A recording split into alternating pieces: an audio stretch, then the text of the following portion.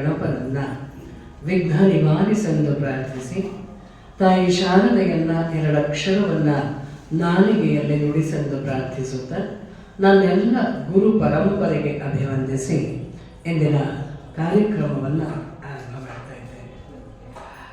ರಾಜಯೋಗಿ ಶ್ರೀ ಶ್ರೀ ಚಿಕ್ಕಲಿಂಗನ ಸ್ವಾಮಿಗಳ 88ನೇ ವರ್ಷದ ಆರಾಧನಾ ಮಹೋತ್ಸವ. ಅದರಲ್ಲಿ ಇವತ್ತಿನ ದಿವಸ ಒಂದು ವಾಚನ ಮತ್ತು ವ್ಯಾಖ್ಯಾನ ಆಗಬೇಕಾಗಿತ್ತು. ಕಾರಣಾಂತರಗಳಿಂದ ಗುರುಗಳಾದ ಕರು ರಾಮಚಂದ್ರ ಅವರು ಮಂತ್ರಾಲಯಕ್ಕೆ ಹೋಗಬೇಕಾಗಿ ಬಂದಿದ್ದರಿಂದ ಶ್ರೀ ರಾಘವೇಂದ್ರ ಸ್ವಾಮಿಗಳನ್ನು ಕುರಿತಂತೆ ಆ ಕಾರ್ಯಕ್ರಮದ ಶೀರ್ಷಿಕೆ ಏನಿತ್ತು ಅವರನ್ನು ಕುರಿತಂತೆ, ಅವರ ಇಡೀ ಜೀವನವನ್ನು ಕುರಿತಂತೆ, ಪೂರ್ತಿ ಜೀವನ ಹೇಳೋಕ್ಕಾಗೋದಿಲ್ಲ ಈ 1 ಗಂಟೆನಲ್ಲಿ. ಆದರೆ ನಮಗೆ ರಾಘವೇಂದ್ರ ಸ್ವಾಮಿಗಳು ಹೇಗೆ ಕಾಣ್ತಾರೆ, ಅವ್ರು ಹೇಗೆ ಬಂದರು ಅನ್ನೋದನ್ನು ಎಷ್ಟು ಸಾಧ್ಯವೋ ಅಷ್ಟನ್ನು ನಿಮ್ಮ ಮುಂದೆ ಹಂಚಿಕೊಳ್ಳುವಂಥ ಒಂದು ಪ್ರಯತ್ನ ಇದು. ಶ್ರೀ ರಾಘವೇಂದ್ರೋ ಹರಿಪಾದ ಕಂಜ ನಿಷೇವಣಾಲಬ್ಧ ಸಮಸ್ತ ಸಂಪತ್ ದೇವ ಸ್ವಭಾವ ದಿವಿಜ ದ್ರುಮೋಯ ವಿಷ್ಕಪ್ರದೋ ಮೇ ಸಂತ ಸತತಂ ಸಭೂಯಾತ್. ನಿಮಗೆಲ್ಲರಿಗೂ ಅಭ್ಯಾಸವಾಗಿರುವ ಶ್ಲೋಕ ಪೂಜ್ಯಾಯ ರಾಘವೇಂದ್ರಾಯ ಸತ್ಯ ಧರ್ಮವ್ರತಾಯ ಚ ಭಜತಾಂ ಕಲ್ಪವೃಕ್ಷಾಯ ನಮತಾಂ ಕಾಮಧೇನವೇ. ಅವರ ಕುರಿತು ಆರಂಭ ಮಾಡೋದಕ್ಕಿಂತ ಮುಂಚೆ ನಮ್ಗೆ ಯಾಕೆ ರಾಘವೇಂದ್ರ ಸ್ವಾಮಿಗಳು ಅವರನ್ನು ಯಾಕೆ ಕಲಿಯುಗದಲ್ಲಿ ಕಾಮಧೇನು ಅಂತ ಹೇಳಿ ಕರೀತಾರೆ ಅನ್ನೋದಿದೆಯಲ್ಲ ದೊಡ್ಡ ಪ್ರಶ್ನೆ. ಲಕ್ಷಾಂತರ ಜನಕ್ಕೆ ಮಂತ್ರಾಲಯ ಅನ್ನೋದು ಒಂದು ಏನು ಹೇಳೋದು, ಅದು ನಂಬಿಕೆ, ಆಸರೆ, ಆಶ್ರಯ ಎಲ್ಲದನ್ನು ಕೊಡುವಂತಹ ಒಂದು ಜಾಗ. ಅದು ಆ ಜಾಗ ಹಾಗಾಗೋದಿಕ್ಕೆ ಕಾರಣ ರಾಘವೇಂದ್ರ ಸ್ವಾಮಿಗಳು ಬದುಕಿದಂತಹ ಕ್ರಮ. ಮತ್ತೆ ಒಬ್ಬ ಯತಿಯಾದವರು ಸಮಾಧಿಯಾದಾಗ ಅವರು ಅದನ್ನು ತುಂಬ ಸ್ಪಷ್ಟವಾಗಿ ಹೇಳ್ತಾರೆ. ಅವರು ಏನು ಸಾಧನೆ ಮಾಡಿದ್ರು, ತಪಸ್ಸು ಮಾಡಿದ್ರು, ಅದನ್ನು ಜಗತ್ತಿನ ಜನಕ್ಕೆ ಹಂಚಿಕೆಯಾಗಲಿ ಅಂತ ಹೋದಂತಹ ಬಹಳ ದೊಡ್ಡ ಯತಿಗಳು ಶ್ರೀ ರಾಘವೇಂದ್ರ ಸ್ವಾಮಿ. ಅವರನ್ನು ಕುರಿತಂತೆ ನೂರಾರು ಕಥೆಗಳು. ಅಂದರೆ ಎಲ್ಲರಿಗೂ ವೈಯಕ್ತಿಕ ಅನುಭವಗಳಾಗ್ತಾ ಹೋಗುತ್ತೆ. ಅವರನ್ನು ನಂಬಿಕೊಂಡಿದ್ದಾಗ, ಅವರ ಬೃಂದಾವನಗಳನ್ನು ನೋಡಿದಾಗ. ಏಕೆಂದರೆ ಕರ್ನಾಟಕದಲ್ಲಿ ಅವರ ಹೆಸರಿನಲ್ಲಿ ಬರೀ ಕರ್ನಾಟಕ ಮಾತ್ರ ಅಲ್ಲ, ವಿಶ್ವದಾದ್ಯಂತ ಆ ಲೆಕ್ಕಕ್ಕೆ ಅದು ಎಷ್ಟು ಅವರ ದೇವಸ್ಥಾನಗಳು, ಬೃಂದಾವನಗಳು ಇವೆ ಅಂತಂದರೆ ಅದು ಒಂಥರ ಲೆಕ್ಕಕ್ಕೆ ಸಿಗದೇ ಇರುವಂತಹ ಸಂಗತಿ. ಅಂದಮೇಲೆ ಅವರ ಜೀವನ ಚರಿತ್ರೆ ಎಷ್ಟು ದೊಡ್ಡದು ಅಂತ ಹೇಳಿದ್ರೆ ಊಹಿಸ್ಕೊಳ್ಳೋಕ್ಕೆ ಸಾಧ್ಯ. ಅವರು ಚಿಕ್ಕ ಹುಡುಗನಾಗಿದ್ದರಿಂದ ಅವರು ಬೃಂದಾವನಸ್ಥರಾಗುವವರೆಗಿನ ಕಥೆ ಇದೆಯಲ್ಲ, ತುಂಬ ದೊಡ್ಡದು, ತುಂಬ ಅಂದರೆ ತುಂಬ ದೊಡ್ಡದಾದಂತಹ ಕಥೆ. ಆಮೇಲೆ ಅವರು ಭೂಮಿಗೆ ಬಂದದ್ದೇ ಆ ಕಾರಣಕ್ಕಾಗಿ. ಪ್ರಹ್ಲಾದರೇ ನೇರವಾಗಿ, ಯಾಕಂದರೆ ನಾರಾಯಣನಿಗೆ ಅತ್ಯಂತ ಪ್ರೀತಿಯ ಭಕ್ತ ಪ್ರಹ್ಲಾದ. ಅಂದರೆ ಈ ಪ್ರಹ್ಲಾದ ಏನನ್ನೂ ಕೇಳದೇ ಇರುವಂಥ ಒಬ್ಬ ವ್ಯಕ್ತಿ. ಅದಾದ ನಂತರ ಆ ಅವತಾರದ ಮುಂದಿನ ಭಾಗವಾಗಿ ಬಂದಂತಹ ವ್ಯಾಸರಾಯರು, ಇವರೆಲ್ಲರೂ ಕೂಡ ಜನರ ಜೀವನವನ್ನು ಉದ್ಧಾರ ಮಾಡೋಕ್ಕೆ ಅಂತಲೇ ಬಂದವರು. ಅದರ ಒಂದು ಒಟ್ಟು ರೂಪವಾಗಿ ಪ್ರಹ್ಲಾದನಿಗೆ ಹತ್ರ ನಾವು ಇರೋಕ್ಕಾಗಲ್ಲ ಬಿಡಿ, ಸಾಧ್ಯನೇ ಇಲ್ಲ. ಏಕೆಂದರೆ ನಿಮಗೆ ಆ ಕಥೆ ಗೊತ್ತಿದೆ, ನರಸಿಂಹಾವತಾರದ ಕಥೆ ಎಲ್ಲ ಆದಮೇಲೆ ಕೊನೆಯಲ್ಲಿ ಈ ನರಸಿಂಹಸ್ವಾಮಿ ಕೇಳ್ತಾರೆ. ಶಾಂತವಾಗಲ್ಲ ನರಸಿಂಹ ಎಷ್ಟೊತ್ತಾದರೂ. ಲಕ್ಷ್ಮಿ ಬಂದರೂ ಕೂಡ ಅವನನ್ನು ಶಾಂತ ಮಾಡೋಕ್ಕಾಗಲ್ಲ. ಕೊನೆಗೆ ಲಕ್ಷ್ಮಿ ಹೇಳ್ತಾಳೆ, ಕರ್ದೋ ನೀನೇ ಆಗಿರೋದ್ರಿಂದ ಅವನನ್ನು ಸಮಾಧಾನ ಮಾಡು ಅಂತ ಹೇಳಿ. ಈ ಪುಟ್ಟ ಪ್ರಹ್ಲಾದ ಸ್ವಾಮಿಯನ್ನು ಕುರಿತು ಭಕ್ತಿಯಿಂದ ಪ್ರಾರ್ಥನೆ ಮಾಡ್ತಾನೆ. ಈ ಮಗು ಮಾಡಿದ ಪ್ರಾರ್ಥನೆಯನ್ನು ಕೇಳಿ ಉಗ್ರನಾಗಿದ್ದ ನರಸಿಂಹ ಸಮಾಧಾನದ ಸ್ಥಿತಿಗೆ ಬಂದಿದ್ದಲ್ಲದೆ ಎಂಥ ರೋಮಾಂಚನ ಆಗುತ್ತೆ ಅಂದರೆ, ಅಷ್ಟು ಸಣ್ಣ ಮಗು ಅದು. ಎತ್ಕೋತಾರೆ ನರಸಿಂಹಸ್ವಾಮಿ ಎರಡೂ ಕೈಯಲ್ಲಿ ಆ ಮಗುವನ್ನು ಎತ್ಕೊಂಡು ತೊಡೆ ಮೇಲೆ ಕೂರಿಸ್ಕೊಂಡ. ಒಂದು ಸಾಸಿವೆಯಷ್ಟು ಭಯ ಆಗಲ್ವಲ್ಲಪ್ಪ ಆ ಹುಡುಗನಿಗೆ. ಸರಿಯಾದ ಏನದು ಹರಿದ್ರ ಅಲಂಕಾರ ಮಾಡಿದ ಈ ನರಸಿಂಹನ ನೋಡೋಕ್ಕೆ ಬಹಳ ಕಷ್ಟ ಅನಿಸುತ್ತೆ. ಅಂಥದ್ರಲ್ಲಿ ನಿಜವಾದ ಅವತಾರ ಹೀಗೆ ಎರಡೂ ಕೈಯಿಂದ, ಅದು ಏನು ರಕ್ತಸಿಕ್ತವಾದ ಕೈ ಎಲ್ಲ ಆಗಿತ್ತಲ್ಲ, ಎತ್ಕೊಂಡಾಗ ಪುಟ್ಟ ಮಗು 10 ವರ್ಷವೂ ಆಗಿರಲ್ಲ, ಅದಕ್ಕೆ ಅಷ್ಟೊಂದು ಮಗು ತೊಡೆ ಮೇಲೆ ಕೂರಿಸ್ಕೊಂಡಾಗ ಅದು ಒಂದು ಚೂರೂ ಭಯ ಪಟ್ಕೊಳ್ಳದೆ ಅವನ ಮುಖ ನೋಡಿ ನಗುತ್ತಂತೆ. ಆಗ ನರಸಿಂಹ ಸ್ವಾಮಿ ಕೇಳ್ತಾರೆ, ಎಲ್ಲ ಆಯಿತು, ನಾನು ಬಂದದ್ದು ಹೊರಡಬೇಕೇನು, ನಿನಗೇನು ಬರಬೇಕು ಕೇಳು ಅಂತ. ಅದಕ್ಕೆ ಪ್ರಹ್ಲಾದ ಒಂದು ಉತ್ತರ ಹೇಳ್ತಾರೆ, ವರ ಕೊಡಬೇಕು ಅಂತ ನಾನು ನಿನ್ನನ್ನು ಕರೆದೇ ಇಲ್ವಲ್ಲ ಅಂತ. ಮತ್ತೆ ನರಸಿಂಹ ಸ್ವಾಮಿ ಪುನಃ ಹೇಳ್ತಾರೆ, ಇಲ್ಲ ಇಲ್ಲ, ಯಾರ್ಯಾರು ಏನೇನೋ ಕೇಳ್ತಾರೆ, ಎಷ್ಟೋ ವರ್ಷ ತಪಸ್ಸು ಮಾಡ್ತಾರೆ, ಆದರೆ ನೀನು ಹೀಗೆ ಅನ್ಬಾರ್ದು ಕಂದ, ನೀನು ಏನಾದರೂ ಕೇಳಬೇಕು ನನ್ನನ್ನು, ಇದು ಚಿಕ್ಕ ಮಗು ಅಲ್ವಾ, ಏನನ್ನಾದರೂ ನೀನು ನನ್ನನ್ನು ಕೇಳಬೇಕು ಅಂದಾಗ ಪ್ರಹ್ಲಾದ ಹೇಳ್ತಾನೆ, ನಮ್ಗೆ ಏನು ಬೇಕಾಗಿಲ್ಲ, ನಾನು ಕರೆದಾಗ ನಮ್ಮಪ್ಪ ಕೇಳಿದೆ ಈ ಕಂಬದಲ್ಲಿ ಇದ್ದಾನ ಅಂತ, ಇದ್ದಾನೆ ಅಂದರೆ ನೀನು ಬಂದೆ, ಮುಗೀತಲ್ಲಿಗೆ, ಇಷ್ಟೇ, ಇನ್ನೇನೂ ಇಲ್ಲ ಅಂದಾಗ ಮತ್ತೆ ನರಸಿಂಹದೇವರು ಹೇಳ್ತಾರೆ, ಇಲ್ಲಪ್ಪ ನೀನು ಏನಾದರೂ ಕೇಳು ಅಂತ. ಅದಕ್ಕೆ ಅವನು ಹೇಳ್ತಾನೆ, ನಾನಾಗೆ ಕೇಳ್ತಾ ಇಲ್ಲ, ಆದರೆ ನೀನು ಸ್ವಯಂ ನಾರಾಯಣ, ನೀನು ಹೇಳ್ತಾ ಇರೋದನ್ನು ನಾನು ಪಾಲಿಸ್ಬೇಕಲ್ಲ, ಅದಕ್ಕೆ ಕೇಳ್ತಾ ಇದ್ದೀನಿ. ನನ್ನ ಜೀವಮಾನದಲ್ಲಿ, ಅಂದರೆ ನಾನು ಮತ್ತೆ ಏನೇ ಆದರೂ ಕೂಡ ನಿನ್ನನ್ನು ಸ್ಮರಣೆ ಮಾಡುವಂಥ ಭಕ್ತಿಯನ್ನು ಬಿಟ್ಟು ನಿನ್ನನ್ನು ಏನಾದರೂ ಕೇಳುವಂಥ ಮನಸ್ಸು ನನಗೆ ಯಾವತ್ತೂ ಬರದೇ ಇರಲಿ, ಅಂಥದ್ದೊಂದು ವರ ಕೊಟ್ಟುಬಿಡು ಅಂತ ಪ್ರಹ್ಲಾದ. ನಿಮ್ಗೆ ಇಡೀ ಪ್ರಹ್ಲಾದ ಮತ್ತು ನರಸಿಂಹರ ಸಂಭಾಷಣೆ ಇದೆಯಲ್ಲ, ಅದು ತುಂಬ ಚೆನ್ನಾಗಿದೆ. ಹೀಗೆ ಒಂದು ಮಾತನ್ನು ಕೇಳ್ತಾನೆ ಪ್ರಹ್ಲಾದ. ಅಂತಹ ಪ್ರಹ್ಲಾದ ಮತ್ತೆ ಭೂಮಿಗೆ ಬಂದದ್ದು ನಮ್ಮ ರಾಘವೇಂದ್ರ ಸ್ವಾಮಿಗಳಾಗಿ.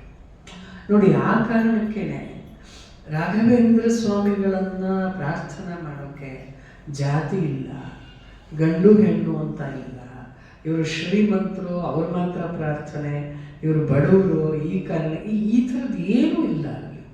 ಎಲ್ಲರೂ ಒಂದೇ, ಎಲ್ಲರೂ ಸಮಾನವಾಗಿ ಹೋಗುವಂಥ ಒಂದು ಜಾಗವಾಗಿ ಮಂತ್ರಾಲಯ ಒಂದು ಸ್ಥಾಪನೆ ಆಯಿತು. ಮತ್ತು ಎಷ್ಟು ಮಹಿಮೆಗಳು, ಅವೇನು ಯಾವ ಪವಾಡಗಳೇನಲ್ಲ, ಅಂದರೆ ಕರೆದವರ ಕನಸಿನಲ್ಲಿ ಬಂದು ಮಾತಾಡುವಂಥ ಒಬ್ಬ ಅತಿ ದೊಡ್ಡ ಯೋಗಿ. ಇಲ್ಲಿ ಕೂತ್ಕೊಂಡು ಮಾತಾಡ್ತಿರೋದು ಅವ್ರಿಗೆ ತಲುಪಿರುತ್ತೆ. ಇಲ್ಲಾಂದರೆ ನೋಡಿ, ಕೋಇನ್ಸಿಡೆನ್ಸು, ಇಲ್ಲಿ ನಾವು ಇದನ್ನೇ ಮಾಡಬೇಕು, ಈ ನಿಮ್ಮ ಕಾರ್ಯಕ್ರಮ ಬಂದಾಗ ಸುಮ್ಮನೆ ಮಾತಾಡ್ಕೋತಾ ಹೋದ್ವಿ ಯಾವ ಕಾವ್ಯ ತಗೊಳ್ಬೇಕು ಅಂತ ಹೇಳಿ. ಅವಾಗ ಎಲ್ಲೋ ಒಂದು ಕಡೆಗೆ ಅನ್ನಿಸ್ತು, ಸರ್ ನಾವಿಬ್ಬರು ರಾಘವೇಂದ್ರ ಸ್ವಾಮಿಗಳ ಬಗ್ಗೆ ಇಷ್ಟೆಲ್ಲ ಮಾತಾಡ್ತೀವಿ, ಹೋಗಿದ್ದೀವಿ ಎಲ್ಲ ಸರಿ, ಆದರೆ ಅವ್ರ ಕುರಿತು ಏನೋ ಮಾಡೇ ಇಲ್ವಲ್ಲ ಸರ್ ಇಲ್ಲಿವರೆಗೆ ಅಂತ ಇದು ಬಂದಾಗ, ಆಯಿತು ಹಾಗೆ ಮಾಡೋಣ ಅಂತ ಮೇಷ್ಟ್ರು ನಿರ್ಧಾರ ಮಾಡೋದು. ಸರಿ, ಆ ಕಾವ್ಯವನ್ನು ರಾಘವೇಂದ್ರ ಸರಿತ್ ಸಾಗರ ಅಂತ ಒಂದು ಷಟ್ಪದಿಯಲ್ಲಿ ಒಂದು ಕಾವ್ಯ ಇದೆ, ಸತ್ಯೇಶ ವಿಠಲರು ಅಂತ ಹೇಳಿ ಅದನ್ನು ಬರೆದಿದ್ದಾರೆ. ಆ ಕಾವ್ಯವನ್ನು ಸಿದ್ಧ ಮಾಡಿ ಮೇಷ್ಟ್ರಿಗೂ ಪ್ರತಿ ಮಾಡಿ ಅದನ್ನು ಪದ್ಯ ಆಯ್ಕೆ ಮಾಡಿಕೊಳ್ಳೋಣ ಅಂತ ಹೇಳಿ ಕೊಟ್ಟಾಗ, ಹೋದ ವಾರ ಇದ್ದಕ್ಕಿದ್ದ ಹಾಗೆ ಅವರ ಮನೆಯಲ್ಲಿ ಒಮ್ಮೆ ಮಂತ್ರಾಲಯಕ್ಕೆ ಹೋಗಿ ಬರಬೇಕು ಅಂತ ಹೇಳಿ ನಿರ್ಧಾರ ಆಯಿತು. ಅದು ಮೊನ್ನೆ ಏಕಾದಶಿ ಇದ್ದದ್ರಿಂದ ಅದಾಗಲ್ಲ ಅಂತ ಹೇಳಿ ಆಯಿತು. ಮೇಷ್ಟ್ರು ಹೀಗಾಗಿದೆ ಏನು ಮಾಡೋಣ ಅಂದಾಗ, ಅದು ರಾಯರ ಕರೆಸ್ಕೊತಿರೋದ್ರಿಂದ ನೀವು ಅಲ್ಲಿಗೆ ಪ್ರಾರ್ಥನೆ ಮಾಡ್ತೀರಾ, ನಾನು ಚಿಕ್ಕಲಿಂಗ ಸ್ವಾಮಿಗಳ ದೇವಸ್ಥಾನದಲ್ಲಿ ಪ್ರಾರ್ಥನೆ ಮಾಡ್ತೀನಿ, ವ್ಯತ್ಯಾಸ ಅಷ್ಟೇ ಅಂತ ಹೇಳಿ ಇಲ್ಲಿ ಈ ಹಂತಕ್ಕೆ ತಗೊಂಡು ಬಂದಿತ್ತು. ಅಂದರೆ ರಾಯರ ಅನುಮತಿ ಇಲ್ಲದೆ ನಾವು ಅವರದ್ದನ್ನು ಏನೂ ಮಾಡೋಕ್ಕಾಗಲ್ಲ. ಗುರು ಪರಂಪರೆಯ ಹಿರಿಮೆ ಇರೋದೇ ಅದರಲ್ಲಿ. ಬೇಕಾದವರನ್ನು ಬೇಕಾದ ಕಡೆಗೆ ಕರೆಸ್ಕೊಳ್ಳೋ ಶಕ್ತಿಯೂ ಅವರದ್ದೇ. ಮತ್ತು ಅದು ಬೇಡ ಅಂತಂದರೆ ಅದು ಮಾಡೋಕ್ಕಾಗದೇ ಇಲ್ಲ. ಎರಡೂ ಕೂಡ ಅವರದ್ದೇ ಮುಖಗಳು. ಅಂದರೆ ನಮಗೊಂದು ಯೋಗ್ಯತೆ ಬರಬೇಕಲ್ಲ, ಎಲ್ಲವನ್ನೂ ಮಾಡ್ತೀವಿ ಅಂದ್ಕೊಳ್ಳೋಕ್ಕೆ ನಮಗೂ ಒಳಗಡೆಯಿಂದ ಒಂದಷ್ಟು ಯೋಗ್ಯತೆ ಅನ್ನೋದು ಬರಬೇಕಲ್ಲ. ಹಾಗಾಗಿ ಅದು ಬರುವವರೆಗೂ ಅದಕ್ಕೆ ಪರ್ಮಿಷನ್ ಕೊಡಲ್ಲ. ಹಾಗಾಗಿ ಅವ್ರನ್ನ ಕುರಿತು ಏನಾದರೂ ಹೇಳೋಕ್ಕಾಗತ್ತೆ ಅಂದರೆ ಅದು ಅವರೇ ಕಲ್ಪಿಸಿದ ಅವಕಾಶ ಅನ್ನೋ ಭಾವನೆ. ಇವತ್ತಿನ ಕಾರ್ಯಕ್ರಮನೂ ನಾನು ಹಾಗೆ ಅಂದುಕೊಂಡೇ ಬಂದಿದ್ದೆ. ಹಾಗಾಗಿ ಕಾವ್ಯ ಇಲ್ಲ ಅಂತ ಹೇಳಿ ಅಂದಾಗ, ಇಲ್ಲ ರಾಘವೇಂದ್ರ ಸ್ವಾಮಿಗಳನ್ನು ಕುರಿತೆ ಒಂದು ಸ್ವಲ್ಪ ಸಂಗತಿಗಳನ್ನು ಚರ್ಚೆ ಮಾಡಿಬಿಡೋಣ ಅಂತ ಹೇಳಿ ಬಂದದ್ದು. ರಾಘವೇಂದ್ರನನ್ನ ಗುರು ಸಾರ್ವಭೌಮರು ಅಂತ ಹೇಳಿ ಕರೀತಾರೆ. ಯಾಕೆ ಅಂದರೆ ಅವರ ಹುಟ್ಟಿದೆಯಲ್ಲ, ಅವರು ಆ ಮನೆತನದಲ್ಲಿ ಹುಟ್ಟಿದ್ದು, ಆ ಮನೆತನದ ಹಿರಿಯರೆಲ್ಲರೂ ಇದ್ದಾರಲ್ಲ, ಅವರೆಲ್ಲರೂ ಕೂಡ ಇಂಥದೊಂದು ಜನನ ನಮ್ಮ ವಂಶದಲ್ಲಿ ಆಗಬೇಕು ಅನ್ನೋ ಪ್ರಾರ್ಥನೆಯನ್ನು ಮಾಡಿದಂಥವ್ರು. ಅಂದರೆ ಸುಮ್ಮನೆ ಎಲ್ಲೋ ಯಾರೋ ಹುಟ್ಟಕ್ಕಾಗಲ್ವಲ್ಲ, ಆ ಇಡೀ ಮನೆತನದವರು ಅದನ್ನು ಪ್ರಾರ್ಥನೆಯನ್ನು ಮಾಡ್ತಾರೆ. ಇದಕ್ಕೆ ಎಷ್ಟರ ಮಟ್ಟಿಗೆ ಇದನ್ನು ಕೊಡ್ತಾರೆ ಅಂತಂದರೆ, ಪಾಷ್ಟಿಕ ವಂಶ ಗೌತಮ ಗೋತ್ರದ ಬೀಗ ಮುದ್ರೆ ಮನೆತನ ಅಂತೇಳಿ ಕರೀತಾರೆ ಅವರ ವಂಶವನ್ನು. ಅಲ್ಲಿ ಇವರು ಹುಟ್ಟಿದ್ದು. ನಿಮಗೆ ಗೌತಮ ಋಷಿಗಳ ಕಥೆ ಗೊತ್ತಿದೆ.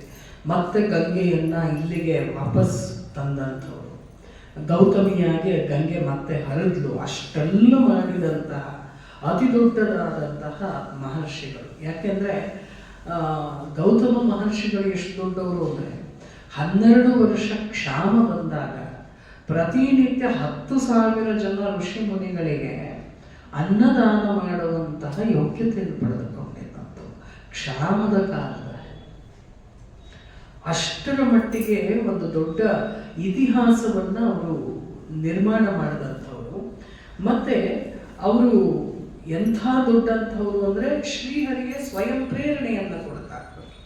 ನೀನು ಒಂದು ಸ್ವಲ್ಪ ನ್ಯಾಯಶಾಸ್ತ್ರವನ್ನು ರಚನೆ ಮಾಡಬೇಕು, ಮತ್ತು ವೇದವ್ಯಾಸರ ಅವತಾರಕ್ಕೂ ನೀನು ಕಾರಣ ಆಗಬೇಕು ಅಂಥೇಳಿ ಅದನ್ನೆಲ್ಲ ಮಾಡಿದಂತಹ ವಂಶ ಈ ವಂಶ, ಬೀಗಮುದ್ರೆ ಎನ್ನುವಂತಹ ವಂಶ. ಹಾಗಾಗಿ ಆ ವಂಶವೇ ಬಹಳ ದೊಡ್ಡದು. ಅಂತಹ ಮನೆತನದಲ್ಲಿ ಇವರು ರಾಘವೇಂದ್ರ ಸ್ವಾಮಿಗಳು ಜನ್ಮ ತಳೆದಂಥದ್ದು. ಅದು ವಿಜಯನಗರದ ಆಳ್ವಿಕೆ ಇದ್ದಂತಹ ಕಾಲ. ಅಲ್ಲಿ ಆ ಮನೆತನದಂತಹ ಒಬ್ಬರು ಕೃಷ್ಣಾಚಾರ್ಯ ಅಂತ ಹೇಳಿ ಇರ್ತಾರೆ. ಬಹಳ ದೊಡ್ಡ ಸಾತ್ವಿಕರು ಮತ್ತು ಸಾಧನೆಯಲ್ಲಿ ನಿರತರಾದಂಥವರು. ಅವರು ಶ್ರೀಪಾದರಾಜರಲ್ಲಿ ಪ್ರಾರ್ಥನೆಯನ್ನು ಮಾಡಿ ಎಷ್ಟೋ ವಿಷಯಗಳನ್ನು ತಿಳ್ಕೊಂಡಂಥವ್ರು.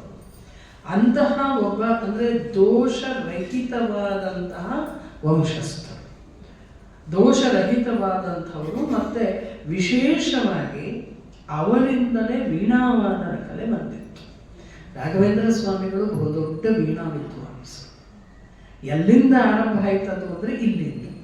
ಯಾಕೆ ಇವರು ಹೆಸರು ಹೇಳಿದ ನಿಮಗೆ ಅಂದರೆ, ನೀವು ಅವರು ಇಂದು ನನಗೆ ಗೋವಿಂದ ಹಾಡೆಲ್ಲ ಇದೆಯಲ್ಲ, ಅದು ಅವರು ರಚನೆ ಮಾಡಿರೋದು. ಆಮೇಲೆ ವೀಣಾವಾದನವೇ ಯಾಕೆ ಅಂತ ಹೇಳಿ ಅಂದರೆ, ಗಾಂಧರ್ವ ಕಲೆಯಲ್ಲಿ ಅವರ ವಂಶಕ್ಕೆ ಸೇರಿದವರಿಗೆ ದೊಡ್ಡ ಪಾಂಡಿತ್ಯ ಇದ್ದಂಥವ್ರು. ವ್ಯಾಸರಾಜರಿಗೆ ಈ ಕೃಷ್ಣರಾಚಾರ್ಯರ ಅನ್ಕಂಡ್ರೆ ಬಹಳ ಪ್ರೀತಿ ಇತ್ತು. ಸ್ವಯಂ ಕೃಷ್ಣದೇವರಾಯ ರಾಜ ಬಂದ್ಬಿಟ್ಟು ಕೇಳ್ತಾರೆ, ಇವರು ಯಾರು ಅಂತ ಹೇಳಿ. ಮೊದಲ ಬಾರಿಗೆ ಮಹಾನವಮಿಯ ಉತ್ಸವದಲ್ಲಿ ಈ ಕೃಷ್ಣಾಚಾರ್ಯರು ವೀಣೆಯನ್ನು ನುಡಿಸ್ತಾರೆ. ಅದನ್ನು ನೋಡಿದಾಗಿಂದ ಕೃಷ್ಣದೇವರಾಯ ಅವರಿಗೆ ನಮಸ್ಕಾರ ಮಾಡಿ, ನಾನು ಕನ್ನಡ ನಾಡಿನ ಚಕ್ರವರ್ತಿ, ಅದು ಸರಿ, ನೀವು ನನಗೆ ವಿದ್ಯಾಗುರುಗಳಾಗಬೇಕು ಅಂತ ಪ್ರಾರ್ಥನೆ ಮಾಡಿ ವೀಣೆಯಲ್ಲಿ ಪಾರಂಗತ ಆಗ್ತಾರೆ. ಇವರಿಂದ ಪಾಠ ಮಾಡಿಸ್ಕೊಂಡು ಅಷ್ಟು ದೊಡ್ಡ ವಿದ್ವಾಂಸರಿದ್ದಂತಹ ಮನೆತನ. ಹೀಗೆ ಕೃಷ್ಣದೇವರಾಯನಿಂದನೂ ಕೂಡ ರಾಘವೇಂದ್ರ ಸ್ವಾಮಿಗಳ ಮನೆತನಕ್ಕೂ ಕೃಷ್ಣದೇವರಾಯರಿಗೂ, ವ್ಯಾಸರಾಯರಿಗೂ ಮತ್ತು ಶ್ರೀಪಾದರಾಜರಿಗೂ ಮತ್ತು ರಘುನಂದನ ತೀರ್ಥ ಇವರೆಲ್ಲರಿಗೂ ಕೂಡ ಈ ವಂಶದ ಜೊತೆಗೆ ಒಂದು ಸಂಪರ್ಕ. ಅಂದರೆ ಏನೂ ಇಲ್ಲದೆ ಇರೋ ಕಡೆಯಲ್ಲಿ ಮಹಾತ್ಮರು ಹುಟ್ಟೋದಿಲ್ಲ. ಈ ಎಲ್ಲ ಸಂಗತಿಗಳನ್ನು ಹೇಳೋದಕ್ಕಿರೋ ಬಹಳ ಮುಖ್ಯ ಕಾರಣ. ಯಾಕೆಂದರೆ ಇವರೆಲ್ಲರೂ ಕೂಡ ಭಗವಂತನ ಸೇವೆಗೆ ಪೂರ್ತಿಯಾಗಿ ಸಿದ್ಧರಾದಂಥವ್ರು. ಆವಾಗ ಒಮ್ಮೆ ಕೃಷ್ಣರಾಯರು ಇದ್ದಾಗಲೇ ಮೂಲರಾಮನ ವಿಗ್ರಹ ಅಂತ ಇದೆ, ಈಗಲೂ ಇದೆ ಮಂತ್ರಾಲಯದಲ್ಲಿ, ನೋಡಿದ್ದೀನಿ ಅಂತ ಹೇಳಿ ನಾನು ಭಾವಿಸಿದ್ದೆ. ಅದು ಎಂಥ ವಿಗ್ರಹ ಅಂತಂದರೆ, ಕೃಷ್ಣರಾಜ ದಿಗ್ವಿಜಯ ಯಾತ್ರೆ ಮಾಡಿಕೊಂಡು ವಾಪಸ್ ಬಂದಾಗ ಮೂಲರಾಮನ ಅಭಿಷೇಕವನ್ನು ಸುರೇಂದ್ರ ತೀರ್ಥರು ಅಲ್ಲಿ ಮಾಡ್ತಾರೆ. ಈ ಮೂಲ ರಾಮನ ವಿಗ್ರಹ ಬಹಳ ವಿಶೇಷವಾದದ್ದು.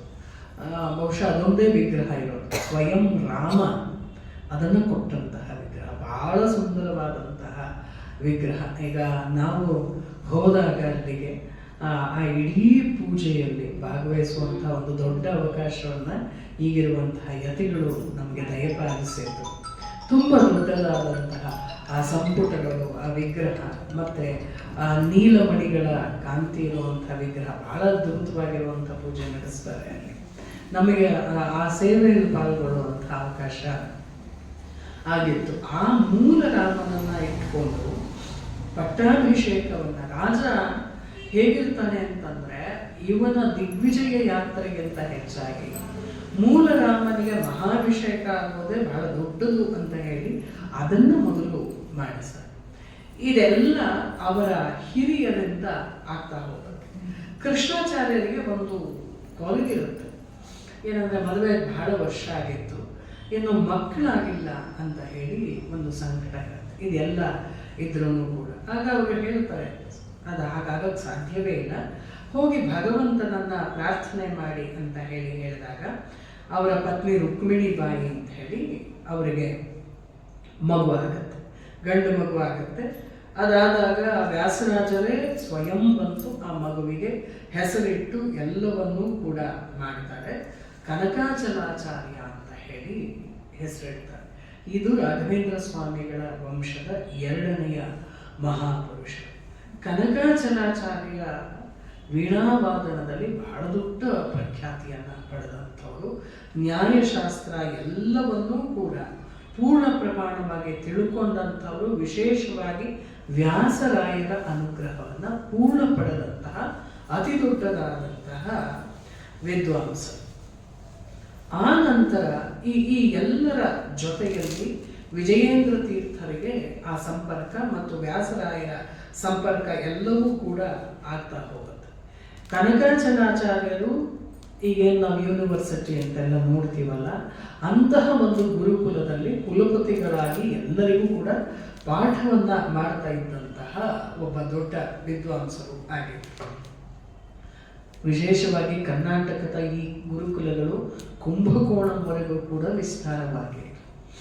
ಇಲ್ಲಿಯ ಮಠದವರು ಅಲ್ಲಿಯೂ ಕೂಡ ಆರಂಭ ಮಾಡಿ ಪಾಠ ಮಾಡ್ತಾ ಇದ್ರು ಅನ್ನೋದನ್ನು ನಮಗೆ ಇಲ್ಲಿಯ ಇತಿಹಾಸ ಹೇಳ್ತಾ ಹೋಗುತ್ತೆ. ಇದಾದಮೇಲೆ ಕನಕಾಚಲಾಚಾರ್ಯರಿಗೆ ಮದುವೆ ಆಯಿತು. ಆ ಮದುವೆ ಆದಮೇಲೆ ತಿಮ್ಮಣ್ಣ ಅಂತ ಹೇಳಿ ಒಬ್ಬ ಮಗ ಹುಟ್ಟು. ಈ ತಿಮ್ಮಣ್ಣನಿಗೆ ಚೌಲ ಮತ್ತೊಂದು ಎಲ್ಲವನ್ನ ವಿಜಯೇಂದ್ರರೇ ನಿಂತು ಅವರ ಸಾನ್ನಿಧ್ಯದಲ್ಲೇ ನೆರವೇರಿಸಿದರು. ಈ ತಿಮ್ಮಣ್ಣ ಬಹಳ ಸಂಗೀತ ಮತ್ತು ವೀಣಾವಾದನ ಇದೆರಡನ್ನೂ ಬಿಟ್ಟು ನಾವು ರಾಘವೇಂದ್ರ ಸ್ವಾಮಿಗಳನ್ನು ಕಲ್ಪಿಸಕ್ಕಾಗೋದಿಲ್ಲ. ಒಂದು ಕಡೆ ವೇದಾಂತ ಮತ್ತು ತಪಸ್ಸು, ಮತ್ತು ಇನ್ನೊಂದು ಕಡೆಗೆ ವೀಣಾವಾದನ ಯಾಕೆ ಅಂತಂದರೆ ನಮ್ಮ ಧ್ವನಿಗೆ ತುಂಬ ಹತ್ತಿರ ಇರೋದು ವೀಣೆ. ಮತ್ತು ನಮ್ಮ ದೇಹದ ನಾಡಿಗಳು ಸ್ಪಂದನೆ ಮಾಡುತ್ತಲ್ಲ, ವೀಣೆಗೆ ಬಹಳ ಸ್ಪಂದನೆಯನ್ನು ಮಾಡುತ್ತೆ. ನೀವು ಯಾವಾಗಲೂ ನುಡಿಸಿದ್ರೆ ಅದು ಗೊತ್ತಾಗುತ್ತೆ ನೇರವಾಗಿ ನಮ್ಮ ನಾಡಿ ಬಡಿತಕ್ಕೆ ಮತ್ತು ವೀಣೆಗೆ ಇರುವಂತಹ ಆ ಸಂಬಂಧ. ಹೀಗಾಗಿ ವೀಣೆಯನ್ನು ಮತ್ತೆ ವಿಶೇಷವಾಗಿ ಗಾಂಧರ್ವ ಕಲೆ ಅಂತಲೇ ಕರೆಯೋದ್ರಿಂದ ವೀಣೆಯನ್ನು ಜೊತೆಗಿಟ್ಕೊಂಡೆ ಚಿತ್ರಗಳನ್ನು ನೀವು ನೋಡಿದ್ದೀರಾ ಅಂತ ಅಂದ್ಕೊಂಡಿದ್ದೀನಿ. ರಾಘವೇಂದ್ರ ಸ್ವಾಮಿಗಳು ವೀಣೆ ಇಟ್ಕೊಂಡಿರುವಂಥ ಚಿತ್ರ. ಉಪಾಸನೆಯಲ್ಲಿ ನಾದೋಪಾಸನೆ ಅಂತಲೂ ಇನ್ನೊಂದಿದೆ. ತ್ಯಾಗರಾಜ ಸ್ವಾಮಿಗಳು ಅದನ್ನು ಮಾಡಿ ಕಂಡಂಥವ್ರು, ಮುತ್ತುಸ್ವಾಮಿ ದೀಕ್ಷಿತರು ಅಂತ ಹೇಳಿ ಅವರು ಕೂಡ ಕಂಡುಕೊಂಡಂಥವ್ರು. ಹೀಗಾಗಿ ಅದನ್ನು ಕೂಡ ಮಾಡಿದಂಥವ್ರು. ಆಗ ತಿಮ್ಮಣ್ಣ ಎಲ್ಲವನ್ನೂ ಕೂಡ ಕಲಿತಿದ್ದ. ಆವಾಗ ಒಂದು ಪ್ರಶ್ನೆ ಬಂತು, ಅದೆಲ್ಲ ಸರಿ, ಮಗು ತಿಮ್ಮಣ್ಣನಿಗೆ ವೀಣಾವಾದನ ಏನಾದರೂ ಅಭ್ಯಾಸ ಆಗಿದೆಯಾ ಅಂತ ಹೇಳಿ. ಸ್ವಲ್ಪ ಮಟ್ಟಿಗೆ ಬರುತ್ತೆ. ಆದರೆ ಸ್ವಾಮಿಗಳ ಮುಂದೆ ಅದನ್ನು ನುಡಿಸೋಕ್ಕೆ ಸ್ವಲ್ಪ ಧೈರ್ಯ ಇರಬೇಕಲ್ವ. ನಾವು ಈ ಸ್ವಾಮಿಗಳಿಗೆಲ್ಲ ಏನು ಬರುತ್ತೆ ಅಂತ ಒಂದ್ಸರಿ ಅನಿಸ್ಬಿಟ್ಟಿರೋದು ನಮಗೆಲ್ಲ. ಆದರೆ ಯಾವ ಸ್ವಾಮಿಗಳಿಗೆ ಯಾವ ಜ್ಞಾನ ಇರುತ್ತೆ ಅನ್ನೋದಿದೆಯಲ್ಲ, ಅದು ನಮ್ಗೆ ಅರ್ಥ ಆಗೋದಿಲ್ಲ. ಯಾವಾಗಲೂ ಕೂಡ ಅರ್ಥ ಆಗಲ್ಲ. ಮತ್ತು ಅವರೆಲ್ಲ ಎಂಥ ಅಪರೋಕ್ಷ ಜ್ಞಾನಿಗಳು ಅಂದರೆ, ನಮ್ಮ ಹಾಗೆ ಇವಾಗ ಅಭ್ಯಾಸ ಮಾಡಿ ಏನೋ ಒಂದಷ್ಟು ಕಲಿತು ಅದನ್ನು ಹೇಳುವಂಥವ್ರಲ್ಲ. ಅವರಿಗೆ ಜಗತ್ತಿನ ಎಲ್ಲ ಭಾಷೆಗಳು, ಎಲ್ಲ ವಿದ್ಯೆಗಳು ಗೊತ್ತಿರುತ್ತೆ. ಯಾಕಂದರೆ ನಮ್ಮ ಗುರುನಾಥರ ಕುರಿತಂತೆ ಅಂಥ ಸಾಕಷ್ಟು ಘಟನೆಗಳು ನಡೆದಿತ್ತು. ಯಾಕಂದರೆ ಒಬ್ಬಕ್ಕೆ ಟೆಸ್ಟ್ ಮಾಡೋಕ್ಕೆ ಅಂತೇಳಿ ಬಂದಿತ್ತು. ಅಲ್ಲಿಗೆ ಸಾಕಷ್ಟು ಜನ ಈ ಸಾಫ್ಟ್ವೇರ್ ಇಂಜಿನಿಯರ್ಗಳು ಸ್ವಲ್ಪ ಒತ್ತಡ ಜಾಸ್ತಿ ಆದ ತಕ್ಷಣ ರಜೆ ತಗೊಂಡು ಬರ್ತಾಯಿದ್ರು.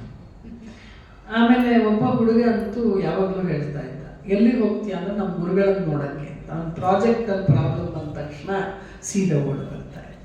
ಆ ಪ್ರಾಜೆಕ್ಟ್ ಮ್ಯಾನೇಜರ್ಗೆ ದೊಡ್ಡ ತಲೆನೋವಾಗುತ್ತೆ. ಯಾವ ಗುರು ಇದು?